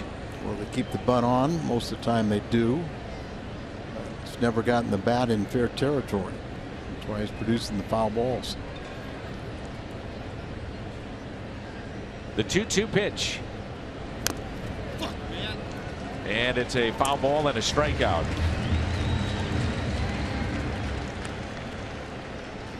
Really looking forward to this coming up at the end of the month. It's August 27th. We should remind everyone it's free to the public, and it's our Hall of Fame induction ceremony. Sam Braden, Terry Moore, Joe Torre, Chris Carpenter, the Hall of Fame class coming up, presented by Edward Jones. Disappointed we did not see Chris Carpenter back for the '06 reunion, but he will be there in attendance. He also is coming through town with a Bud Bash, which is celebrating the 2006 team on those home dates on Tuesday nights. They sign autographs. His speech will be, I'm not sure what to expect. And I was a little surprised that when Zach Duke joined the ball club, they gave him 29. Not saying that it's going to be retired, but a lot of times they'll hold it out for a few years. There's a fly ball left center, tailing, and the catch is made. Piscotty. Midway through 6-1 Atlanta.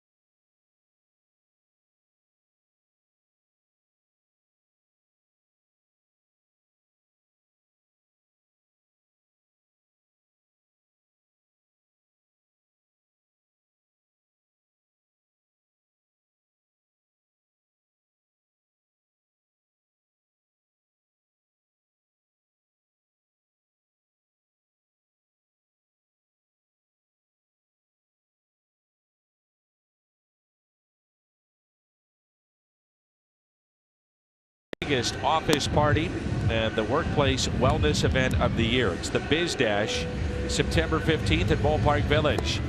Live music, company tailgates, and more. Fox Sports Midwest presents the friendly industry team competition. So create your company team. Join the fun by visiting stlbizdash.com.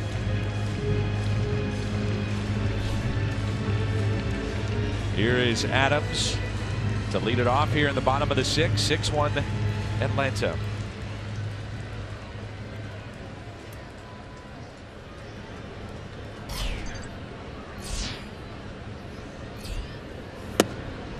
Ron Williams back up and throwing. What, fourth time? Yes, sir. This time he will come in.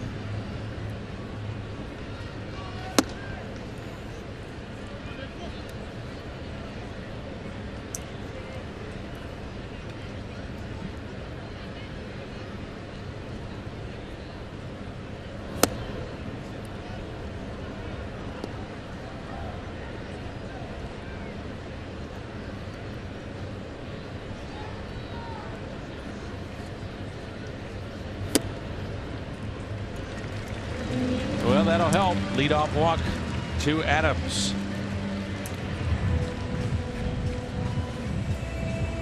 Adam Wainwright, who somehow got through 6 innings after allowing 6 runs in the first 2 innings, but really only 2 hits after that.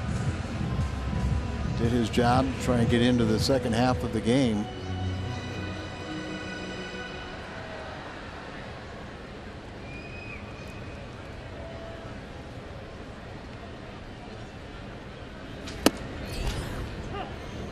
So Wainwright here today, 108 pitches, 75 were strikes. First pitch strikes on 21 of 28 hitters that he saw. Well, strikes wasn't the problem. Early going, it was trying to put a hitter away with 2 strikes.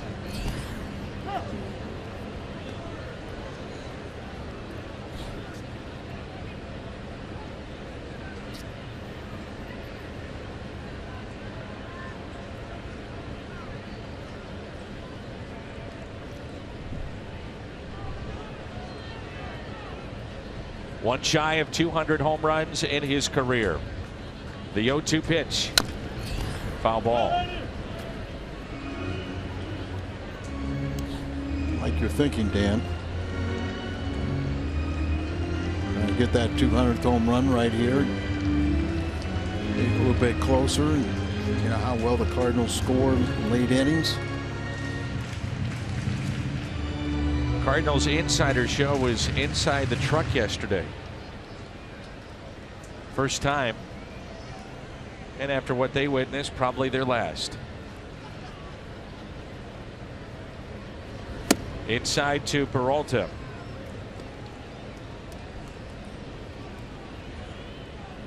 And we can't blame them. No. If it's their last.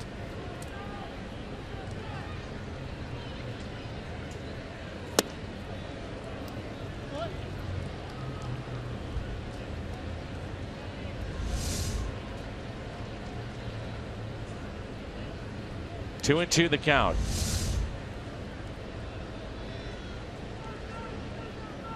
The next two, Johnny Peralta taken outside.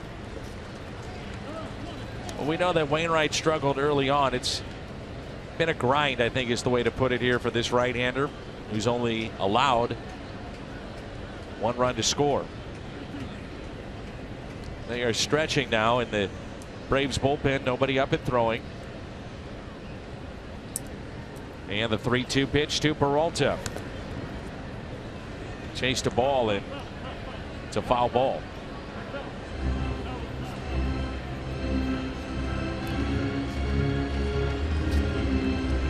Kept the Cardinals off balance. A lot of pitches up and in, down and away. Kind of uncomfortable at bats.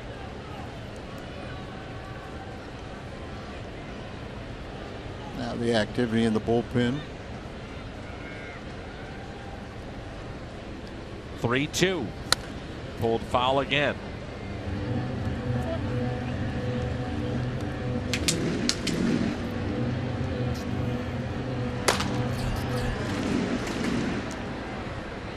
It's Ian Kroll. Pitched in last night's game. Bullpen of the Braves did a very good job. Game last night was tight until the end. Going into the 9th inning, it was Cardinals were down by 2. 3-2. Hit out of play. I have to wonder how much the thumb is bothering Johnny Peralta right now. Some of the swings, it's just not, you know, real crisp into the ball. Not direct, kind of sweeping a little bit.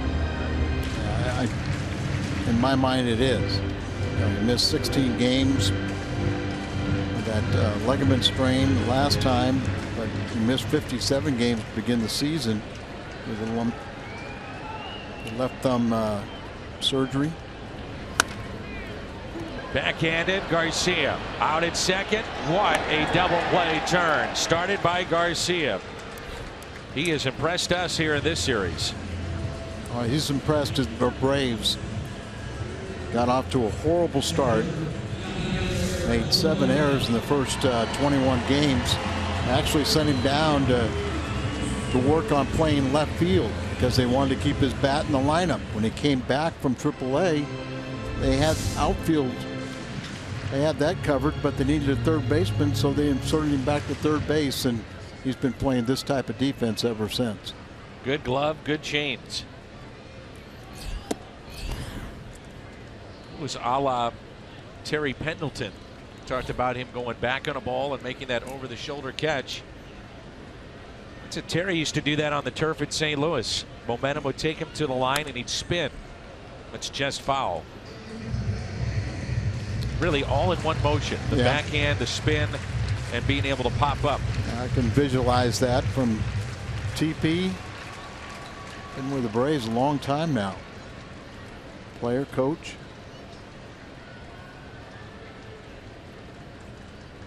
Oh, 2 pitch. Just got a piece.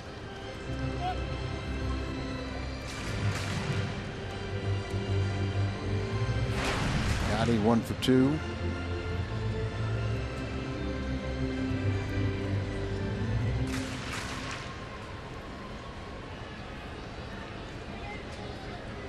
Big gap in left center for Molina.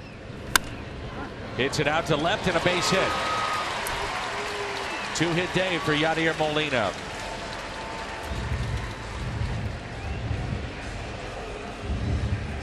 The Cardinals welcome the Reds to town tomorrow.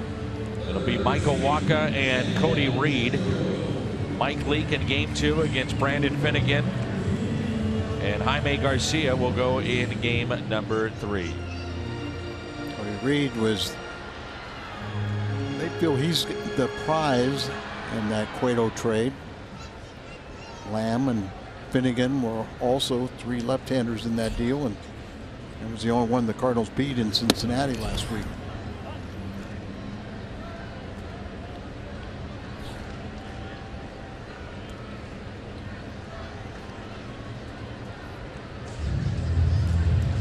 Michael Wacha this year is 7-7, went 5 innings in his previous start against the Reds, and the Cardinals had a lead at that time and made it stick.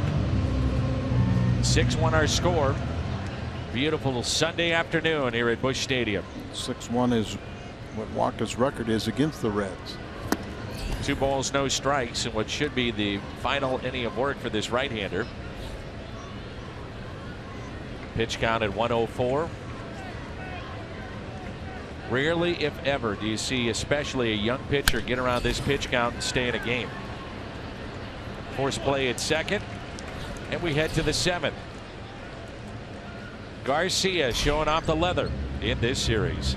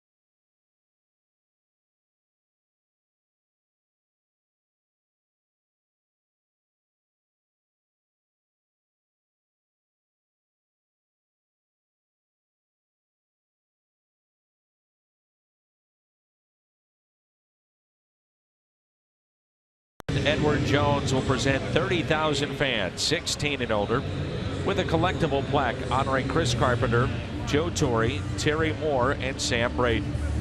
They will be inducted into the Cardinals Hall of Fame earlier that day, so get your tickets at Cardinals.com Cardinals.com/promotions.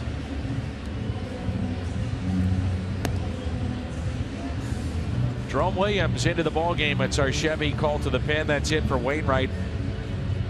Left with over 100 pitches, trailing 6-1. Fourth appearance for Williams. Gave up a run last night, but that was charged to another reliever and not to Jerome. So the 0 ERA. Cardinals out hit in this game 9-6. And with the pitcher spot was to be at Wainwright's spot due up first, you put Williams in Jerko's spot, 8th in the order, and Garcia now playing third base. He'll lead off in the bottom of the 7th. There's Eric Ibar. All things considered, you get a good performance out of Wainwright after the rough start, but he goes deep those 6 innings of this game to kind of save the bullpen. Remember, at one point, Jerome Williams was up early in this game to potentially come in and relieve Adam Wainwright. No balls, 2 strikes. Talked about it before. He's got the pink glove for breast cancer awareness. His mother went through that. He's got all different types of colored gloves for various causes that he'll use. But his gamer is a pink glove. Yeah. Williams to the bag for the out.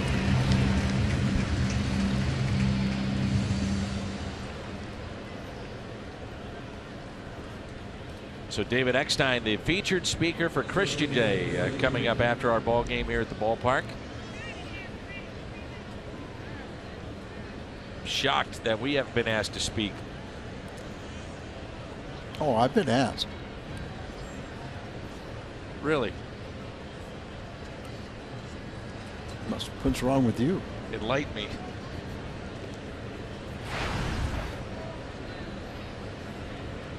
Here's Freddie Freeman.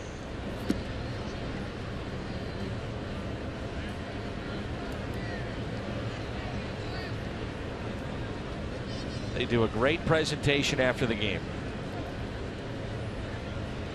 Many of the players will speak, the current players. Cardinals manager David Eckstein. Rick Horton will MC the festivities. Rick is the director of the Fellowship of Christian Athletes here in St. Louis. And many of those that are involved with the FCA here at the ballpark today. 2-1 pitch. Rick has been involved with the FCA for a number of years. He's doing that prior to his broadcasting duties with the Cardinals. That's out of play. Biggest chapters, I would imagine, here in St. Louis. It's one of the bigger ones in the United States is right here in St. Louis. Home base is in Kansas City. 2-2. A lot of work with all the high schools to get the athletes. Branch Rickey, one of the early founders of the FCA. 3-2 pitch.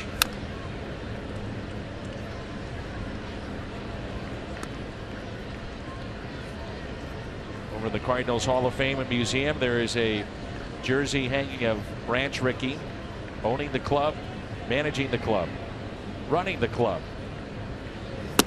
There's a strikeout of Freeman.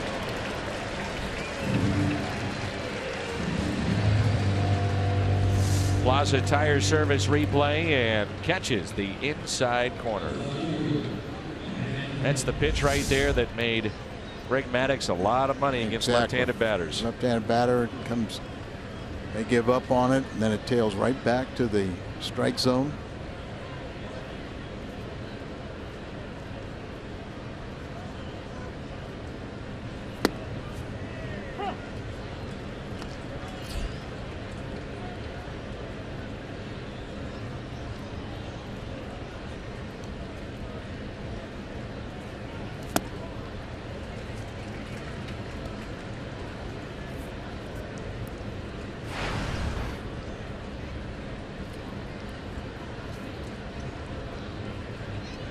Kemp is 1 for 3. 1 ball, 2 strikes.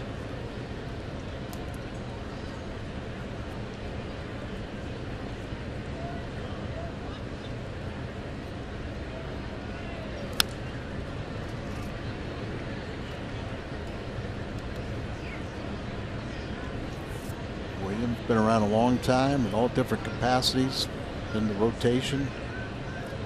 Bounced from club to club. Kind of a just missed. Yeah, valuable guy on your staff because you can use him in any role. You can bring him into blowouts and it's not going to affect his ego. Lined into center field, base hit, Matt Kemp.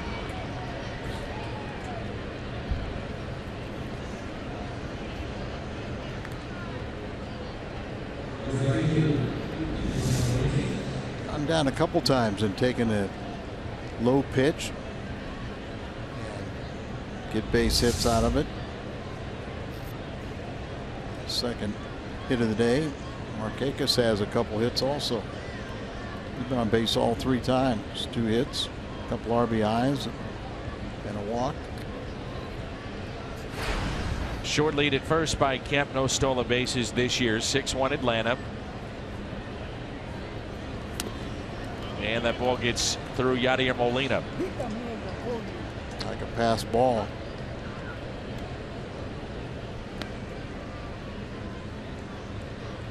Maybe crossed up.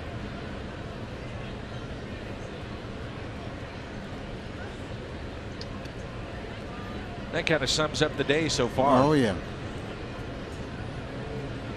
Ruled the pass ball, but like I said, Yadi looked like he was looking for something else.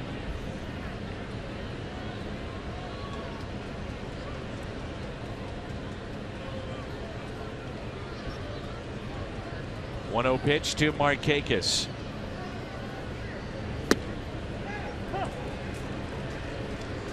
Mentioned it last night. The Braves will have a hand in a lot of teams that are in contention, whether they get into the playoffs or not. They've got 13 games left with the Nationals. Sometimes it's not easy to play. You know, bad ball clubs. They're free and easy. Just want to take that spoiler role, and you know, when you got something to play for, many times a team would prefer to have somebody else that's, you know, got something at stake. This is their last 3-city trip of the year.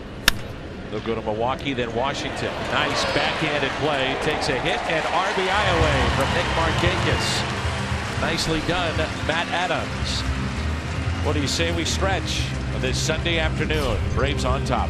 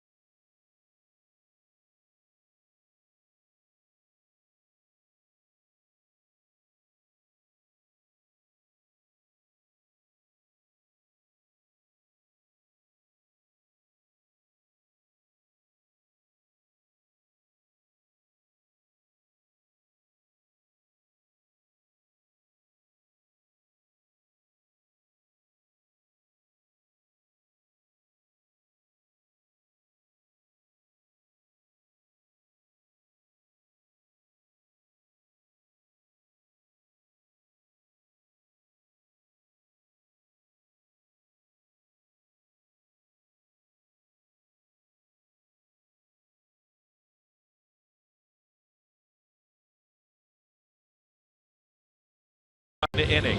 Cardinals hit a home run. The Gateway Honda dealers donate $1,000 to the Make-A-Wish Foundation of Missouri. Ian Kroll is the new pitcher for Atlanta, the left-hander. It's our Chevy called to the pen. But one of the bright spots for the Cardinals has been Yadier Molina, 2 for 3 today, now hitting .357 in his last 20 games. Cardinals send Garcia to the plate, followed by Wong and Piscotty. Breaking ball misses inside, and a beautiful day from Busch Stadium in St. Louis.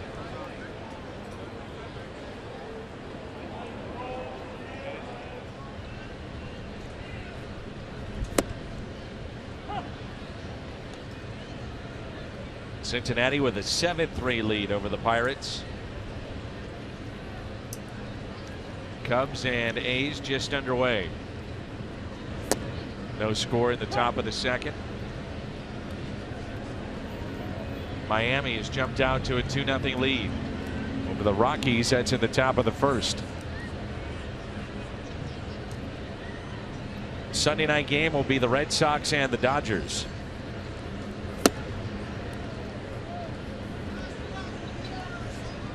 Mets beat Detroit behind Jacob deGrom 3-1 the final.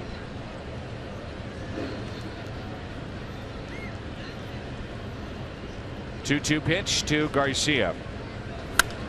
Puts it in play, hit to short. First out here in the bottom of the 7th.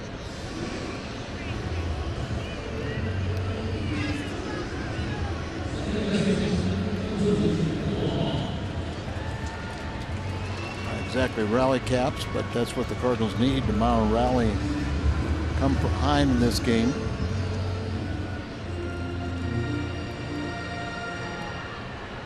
Wong's been on base 3 times, hitting out of the leadoff spot today. Washington just wrapped up a win, 1-0 over the Giants. Giants started play today just 2 games in front of the Dodgers in the West. Here's the 0-1 pitch to Colton Wong from Ian Kroll. Little flare popped up. Garcia with room and dropped it. So with all the good things he's done in this series, his first misplay of the weekend. And one of the easier plays of the weekend for him. Made some spectacular plays. Tough one over the shoulder. Hit him in a bad spot right in the middle of the glove. Well, what do you think? Wong with a new life. Here comes a base hit. That's what I'm saying. Doing it against this tough lefty. Or a called third strike. Our crowd today 42,960. 42960. I was hoping for you. Yeah. 2 outs, and here is Stephen Piscotty.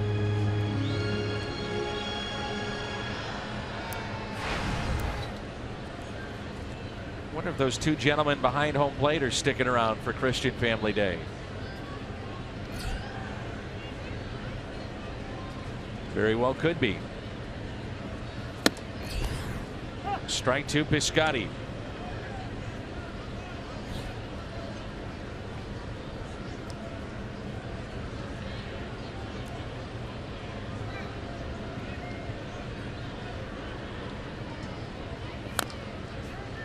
To the count.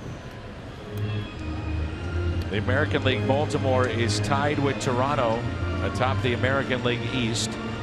Boston just 2 games back. Yankees at 500, 7.5 games out. Even with all the trades, just 7.5 out. Stranger things have happened, as we've talked about. Inside, Cleveland 2-game lead over Detroit. And Texas has opened up a 6.5 game lead over Houston. Next road trip, we have 2 games in Houston to see the Astros. Middle stop in a 3-city trip. There's 2 games there in Houston. Coming up, next road trip, Chicago. 4 games against the Cubs at Wrigley. Then an off day. 2 against Houston, off day.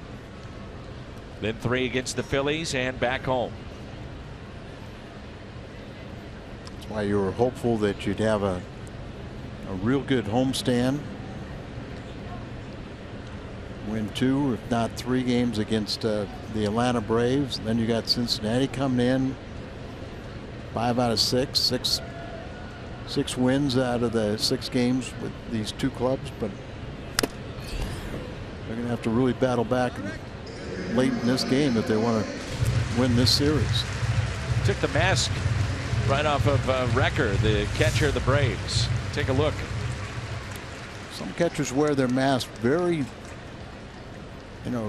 just kind of barely on their head, and then other guys want it strapped on tightly.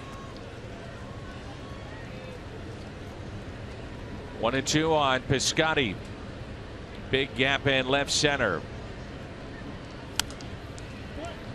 We're asked all the time, why are the Cardinals playing sub 500 at home? And no one has an answer to this. Now the Cardinals asked that same question to themselves, and they've tried various things with later reporting times, not taking BP on the field, trying to keep the guys as fresh as they can. What are they doing on the road as opposed to at home? Just one of those things where they're in a rut this season playing here at Busch Stadium. We head to the 8th at 6-1 Atlanta.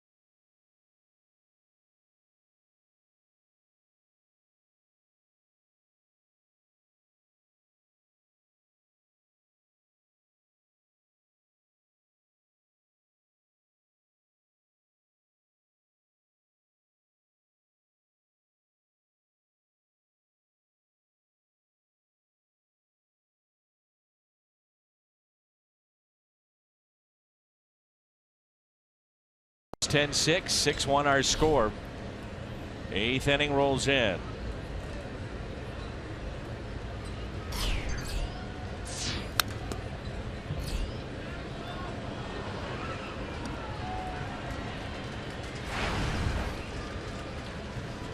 Williams, his 2nd inning of work. Here's Garcia. 1 ball, 1 strike. Single back in the 1st. And is grounded into 2 double plays. Here's a 1-1. Ground ball right side. Taken there by Cole Wong for the first out.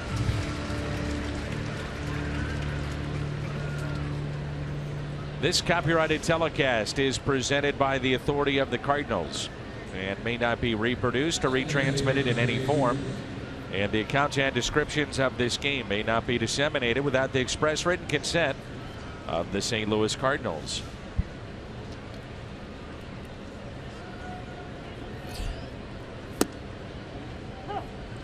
Strike to Jace Peterson.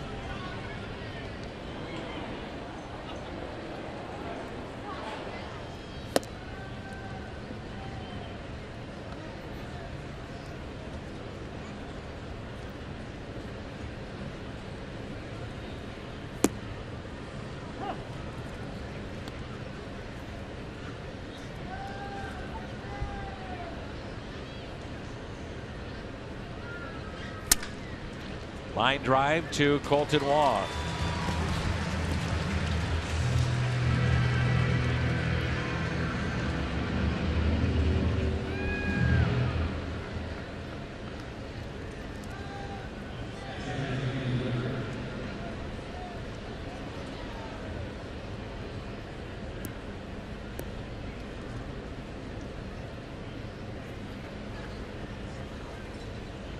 Every batter in the lineup for Braves has at least one hit. How often does that happen? Well, not very often, especially when Wainwright gets a start, but a couple of rocky first innings and 6-1 Atlanta lead.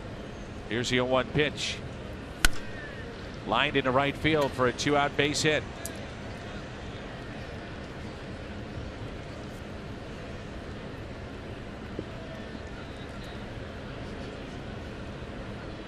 And Core will pinch hit here.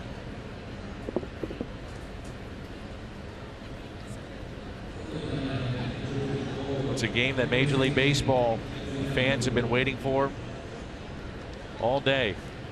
Twins in Tampa Bay.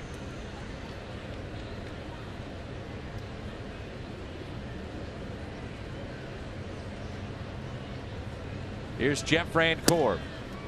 A lot of talk that the Braves would like to bring him back for next season. You know, a good guy. Understands his role now that he's not an everyday player. That's part of it, isn't it? You Yeah. know, at this stage of your career, realizing that being an everyday player might be out of the question. So accept that.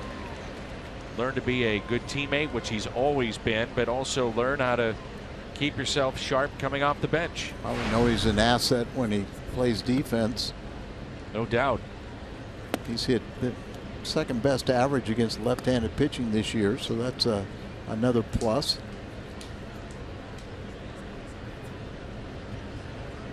Georgia native. And a swing and a miss. Jerome Williams, 2 scoreless innings out of the pen for St. Louis. A strikeout of Jeff Francoeur. Williams, 2 scoreless frames. 6-1 Atlanta.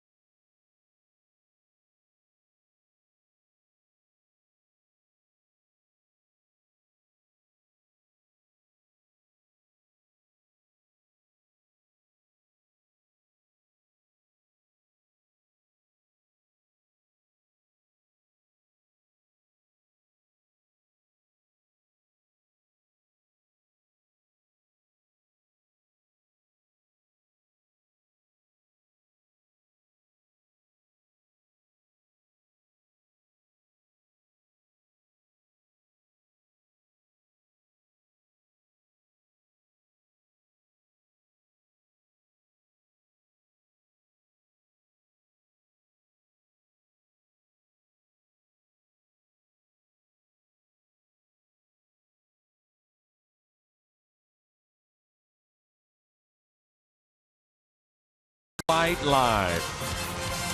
And by Ford, the official cars and trucks of the St. Louis Cardinals. The Braves have the lead of 6-1. They've out-hit the Cardinals 11-6 as we move to the home half of the 8th.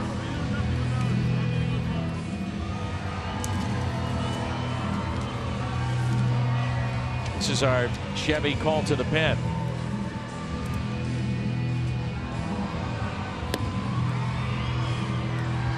Youngener, Madison. This will be a major league debut. Just called up today. AAA, he was 0-3 with a 3.46 ERA, 15 saves, and 42 combined games between AA and AAA.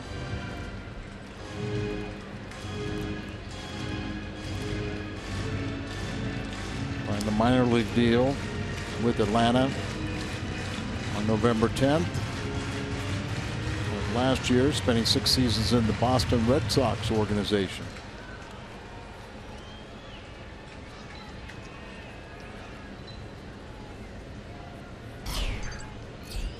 First pitch to Moss. He is hit out of play.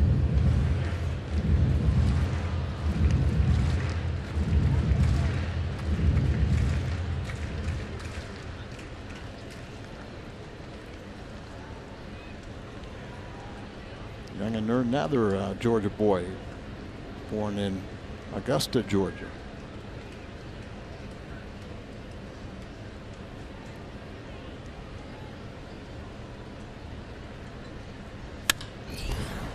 Moss into center. One away.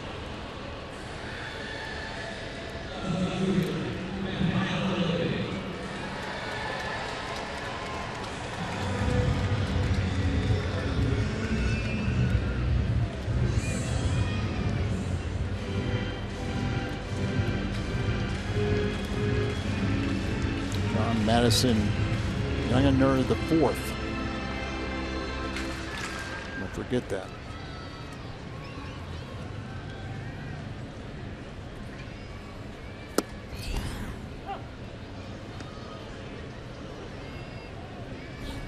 Holiday shaking his head, not happy with that.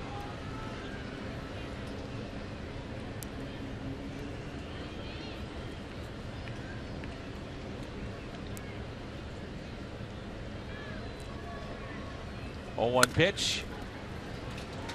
Deep in the hole, tough play, and save at first. Great effort by Ibar. He's momentum carried him all the way to the foul line in left field. They may kind of review this one, but the young shortstop. Ooh, they may take a look at this. Bang, bang. And I think you're out. You're safe. I say out. You win. No replay. So you win. What do I get? You get to stay another inning and a half. Brings in Adams. I think I maybe would have rather lost. There's the power stats. Yeah, I got to stay too. 1 out and a runner at first. And just one of those days. And unfortunately for the Cardinals, it's been that way at home a lot. And I think these are two of the most disappointing games, last night and today, just because you saw the pitching matchups and you thought it really favored the Cardinals. Martinez was going for his 11th win. Wainwright today in number 10. There's a strike. Now the Braves playing free and easy. A lot of guys auditioning for jobs next year, moving into the new stadium in Atlanta.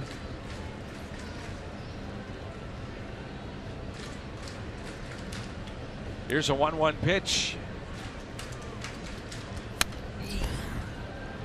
Pretty amazing. Short time at Turner Field, and now a new ballpark. They'll have a new football stadium open for next year in Atlanta.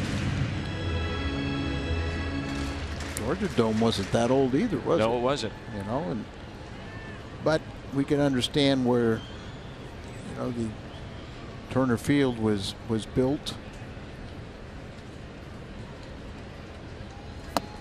Hoping for something more like Ballpark Village and really a whole multiplex where you would have areas entertainment areas for the fans to go before and after games instead of just trying to get out of that downtown bottleneck. Really, there was nothing, no new real construction down at the Turner Field. There's a fly ball lifted to center. Inciarte makes the catch. He had the shades on and also using the glove to shade from the sun. I've seen a lot of the Cardinals really off balance and, you know, not getting a full swing. Just, you know, there you go, just all wrist. Now, most of the time, you know, your outfielders have what they call an H webbing. There it is. You can see it where you can look through. You know, infielders have the full webbing, but they have the H webbing with the outfielders, so they can look through and shield their eyes from the sun. And you see, there you see the opening spaces in there that they can look through, where all the infielders are going to have the more traditional webbing, where it's all solid, no basket weaving. On a play. Probably the first time we used basket weaving in baseball. Yeah, I think it is. Thinking hard.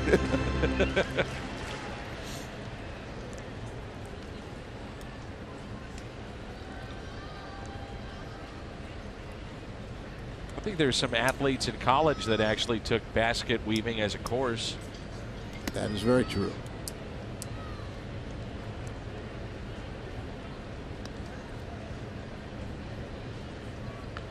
I think I took badminton. Badminton, huh? Hey, it was hand-eye coordination. I don't see you as a badminton player. Croquet, maybe. You ever thrown a badminton? You know, the mallet? To think about that one, too. Very effective. Holiday digging for third. They'll wave him in, and Peralta makes it a 6-2 game.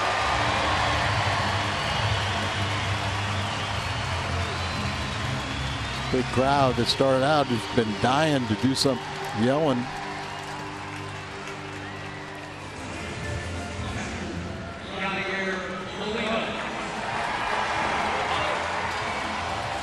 Holiday scoring from first, and now it's a 4-run lead for the Atlanta Braves. Took that carom there and goes around, and that hustling here, but sees the ball get around, so he gets the wave home. Cardinals get their second run. Molina's coming up. He's 2 for 3. And I just think Johnny Peralta is just trying to make up for lost time, and I'm convinced too that that thumb isn't 100%. Probably won't be until next spring training, you know, with the long off season. Holiday's infield single was the 107th infield hit the Cardinals have had this year. That leads the major leagues. Really? Diaz has a bunch of those. 2 outs, and here's Molina. Fly ball sent into right, slicing near the wall, and on a play. Kekis might have had a chance at that one, but you know what? You see, they're giving high fives for the fan there. He did not reach over. So I mean, it's a clean play. As an outfielder, you can reach over, but if the fan would have reached into the playing surface, you know, an umpire could have ruled that it was a catchable ball. It wasn't for that fan's talent level. Put a glove on that chest.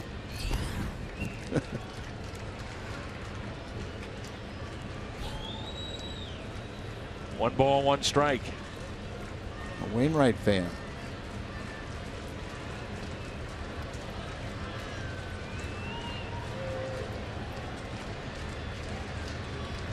Wasn't quite like Votto, was it? Or Bartman.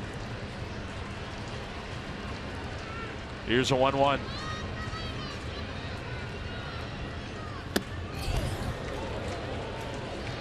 I couldn't believe it when I first saw Votto do that. I was just shocked. Yeah. But to his credit, he realized he made a mistake and atoned for it. Move on. I tried to reach into the stands, and the ball hit him right in the heel of the glove. Right. The fan really didn't touch it. And then he kind of pulled at his shirt, the label of the Reds. And then realized afterwards, signed an autograph ball and said, hey, I apologize, I was out of character, and took pictures with him. Apparently he called the fan and they had like a 45-minute conversation. I'd hope it was a little bit more than that, just that play.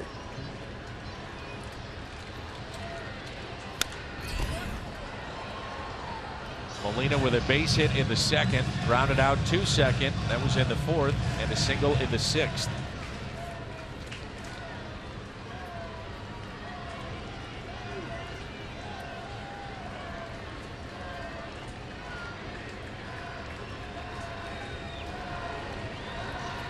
Cardinals at one point were 0 for 9 today with runners in scoring position. To third, and it's past Garcia. Into left. Here comes Peralta to make it a 6-3 Braves lead. A weird bounce right there to Adonis Garcia. I'm trying to wonder if he's got a hole in his glove. But it looked like he kind of laid back on a ball knowing Molina's running, and when you do that, you get a funny hop. So maybe our fan here has started something good for the Cardinals. Watch this hop. Kind of lays back, and then it took a higher bounce than he was accustomed to. Instant star, isn't he? Absolutely. So Snicker will go to his bullpen. That makes it a 6-3 Atlanta lead. Hazelbaker will be the hitter. And the Cardinals have something going. And so does he near the bottom of the 8th.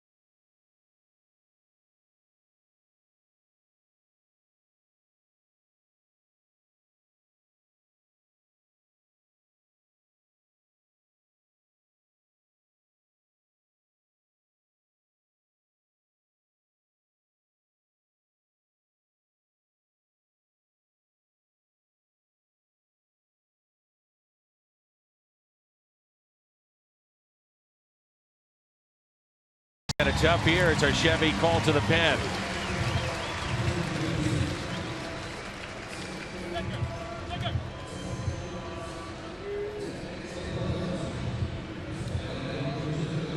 (6-3) Atlanta.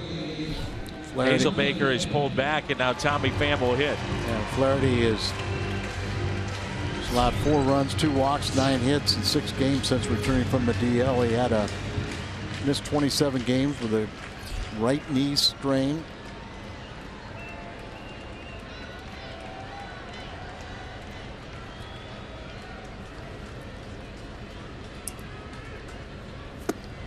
Strike 1.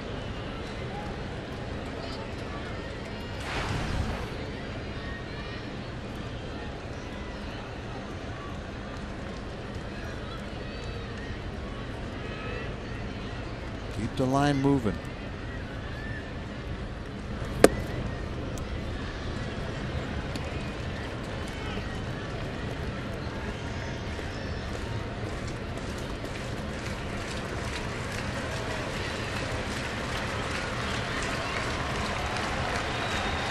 Here's a 1-1. 2 balls and 1 strike. Monday pitch arsenal: fastball, slider, and change.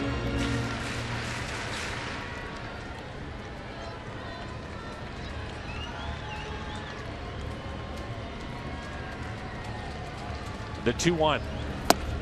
Make it 2-2.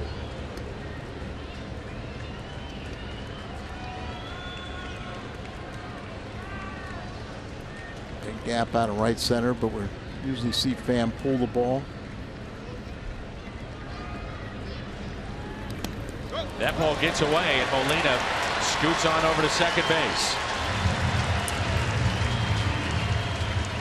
Wild pitch. Record didn't have much chance on that one. Go out and talk to the veteran lefty. 56-footer. Talking about the fan here in the stands here, and also the one in Cincinnati that Votto got tangled up with. It was Luke Appling, great White Sox shortstop, was telling me one time about a runner had a tough slide at the third baseman, and these fans started yelling and screaming at him in the front row. They had to tell the guy that was Al Capone and his gang that was yelling at him, and the player going to the field the next half inning.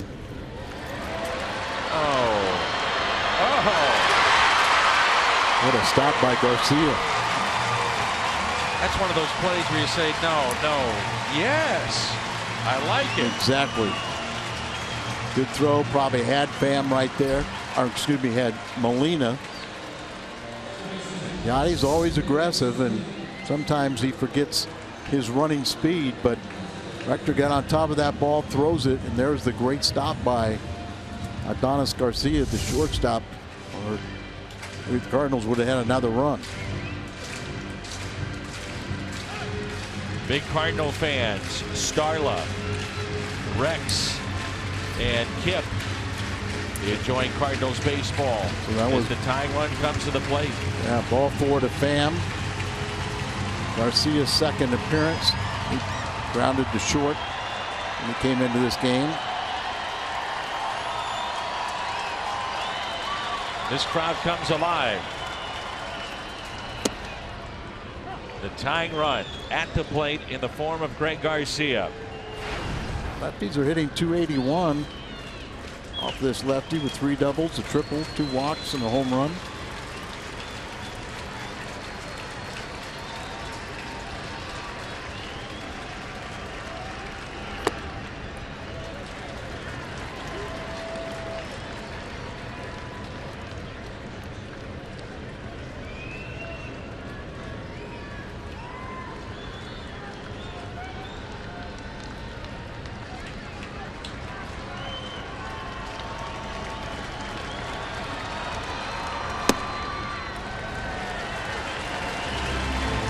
Flaherty's second stint with the Braves.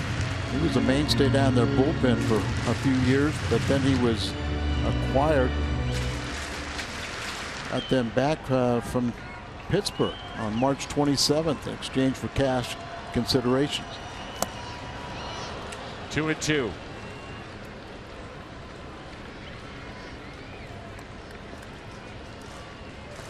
Garcia took a little stroll after swinging and missing at that one, but we've seen him have that ability to work the count. It's 2-2 now, but stick around and see if he can't do some of his magic right here. 2-2 pitch. Colton Wong is on deck. Garcia has a pretty good understanding of the strike zone. Seen the few times where he's taken and called out have been on inside pitches. Good speed from Pham over at first.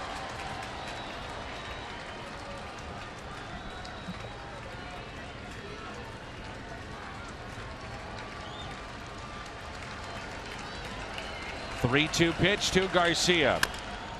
Little chopper to first. Freeman is there. The Cardinals strand at 2. But they pick up 2. And it's a 6-3 Atlanta lead as we head to the ninth.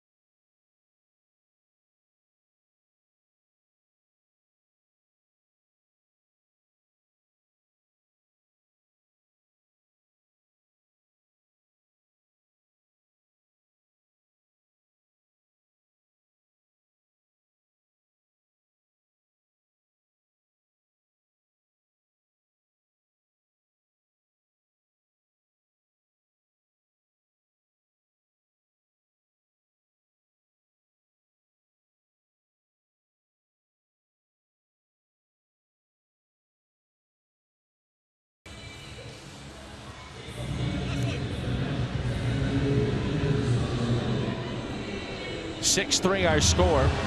Kevin Segrist is the new pitcher for St. Louis. And this is our Chevy call to the pen.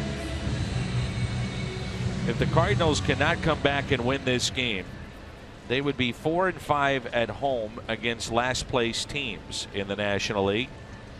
Atlanta, Cincinnati, Arizona. A combined 70 plus below the 500 mark. Not what we expect at all. Ender Inciarte.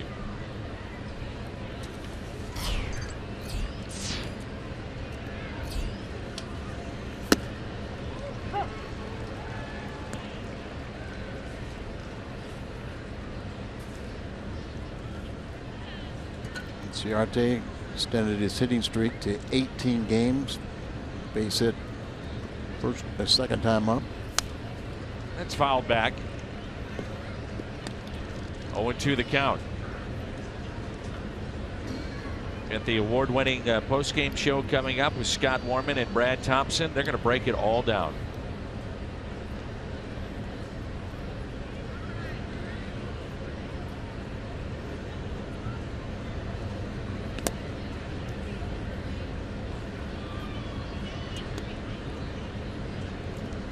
My understanding is that you're going to head across the street and join the guys on the set. Is that true? No. No. Just thought you wanted to add to it. They are very capable. Into left center. I'm just trying to figure out if we're going regulation or we're going extra innings. Oh. Before the You've Cardinals got a comeback win. in mind. Oh yeah. That's what I'm predicting. Here's Eric Ibar with one out and nobody on. 6-3 Atlanta. Braves picked up their 6 runs in the first 2 innings. 3 in the first, 3 in the second. Cardinals a run in the 5th and 2 in the 8th. Popped up.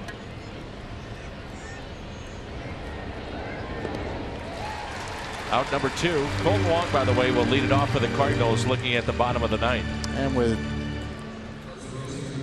6-3, they got their closer, Jim Johnson, warming up. Will they go straight to him, or will they have O'Flaherty face Wong?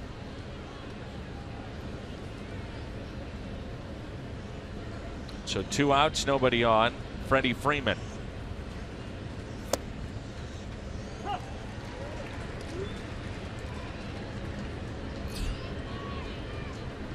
For 2 today, a couple walks and runs scored. That was early against Wainwright, the 2 walks. 0-1 pitch. Good breaking ball. That has become a very effective pitch for Segrist, and a pitch that he's pretty much perfected just this year, spring training, and carried it into the season.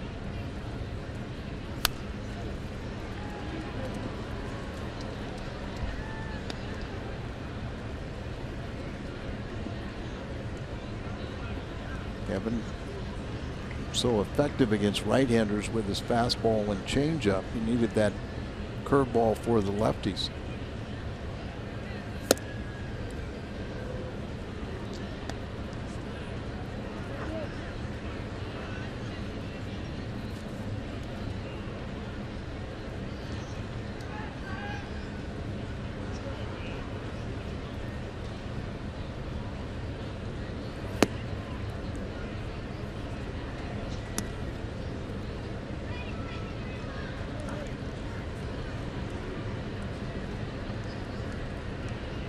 Two and 2 the count on Freddie Freeman.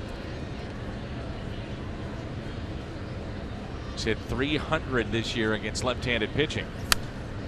And Dan, that is dramatically better than what he's been in the past. Last year only hit 1 home run against lefties. Always been sub 200, so he has really improved that average. Fly ball, right field, and the catch is made by Moss. Sends us to the bottom of the 9th. A scoreless inning by Kevin Segrist. Colton Wong Piscotty and Moss coming up.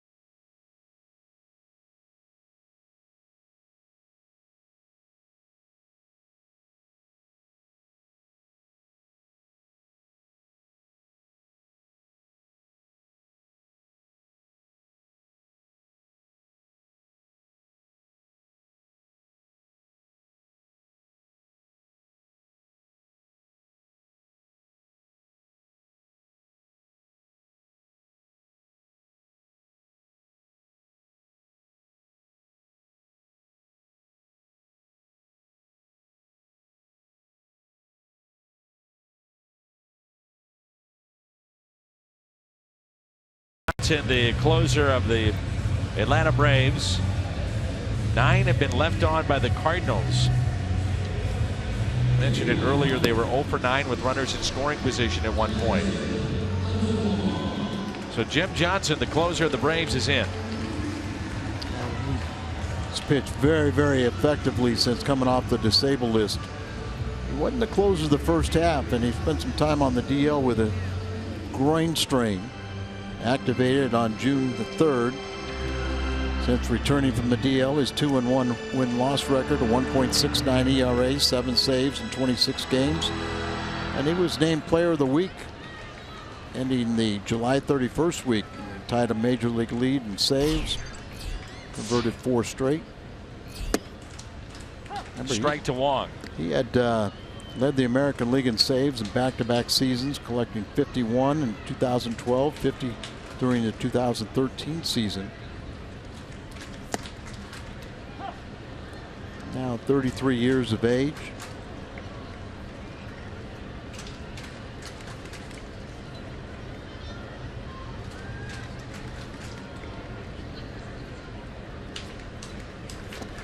Swing and a miss.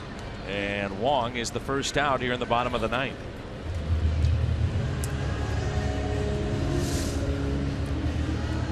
Bottom just falls out of that breaking ball, and he's always had a good slider.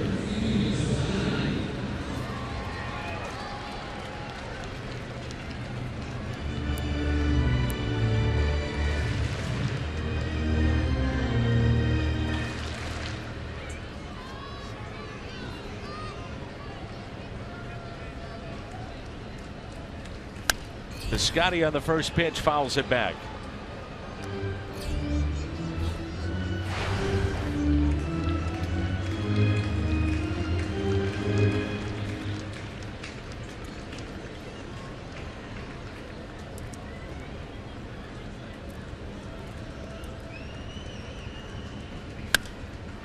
High fly ball, right field.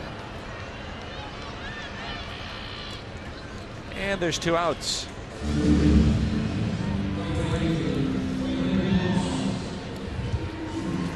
Boltonevich is our player of the game, presented by Budweiser. 105 pitches today, 6 innings. Only gave up 6 hits and 1 earned. So making it tough on themselves for this comeback. Have to get it started with 2 outs. Robert Johnson was with Atlanta last season and then was traded to the Dodgers late in the year and then re-signed with Atlanta as a free agent. 2 outs, nobody on, and here is Brandon Moss. Johnson finally gets the sign he wants, and it's a fastball and a strike at 96. Moss a couple of hard hit balls today, but nothing to show for it. Did have a double though back in the third, but a couple of lineouts, and one of those went to the wall in the first inning. 0-2. And we thought that was going to tie it at 3-3. Johnson, only the second pitcher in Major League history to have back-to-back 50 save seasons. He joined Eric Gagne, who did it in 2002 and 3. Here's the 0-2. Hit out of play.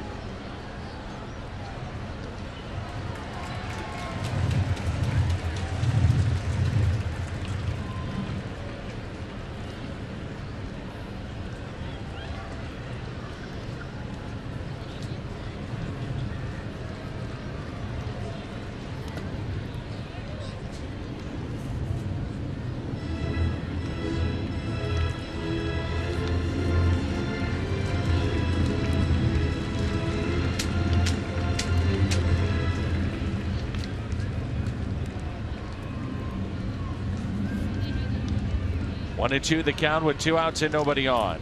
Shift on for Moss. The Atlanta Braves come into St. Louis and take 2 of 3. 6-3 the final on what wraps up one of the most disappointing weekends of the season here at Busch. No doubt about it. They're swinging the bat a lot better, the Atlanta Braves, and came in there winning 2 out of 3. They've won 3 straight series now. Phillies, Pirates, and now the Cardinals have fallen victim to the young hitters. On to the post-game show. Our final 6-3. Brad Thompson, Scott Warman. They've got all the info and highlights for you. The award-winning post-game show next.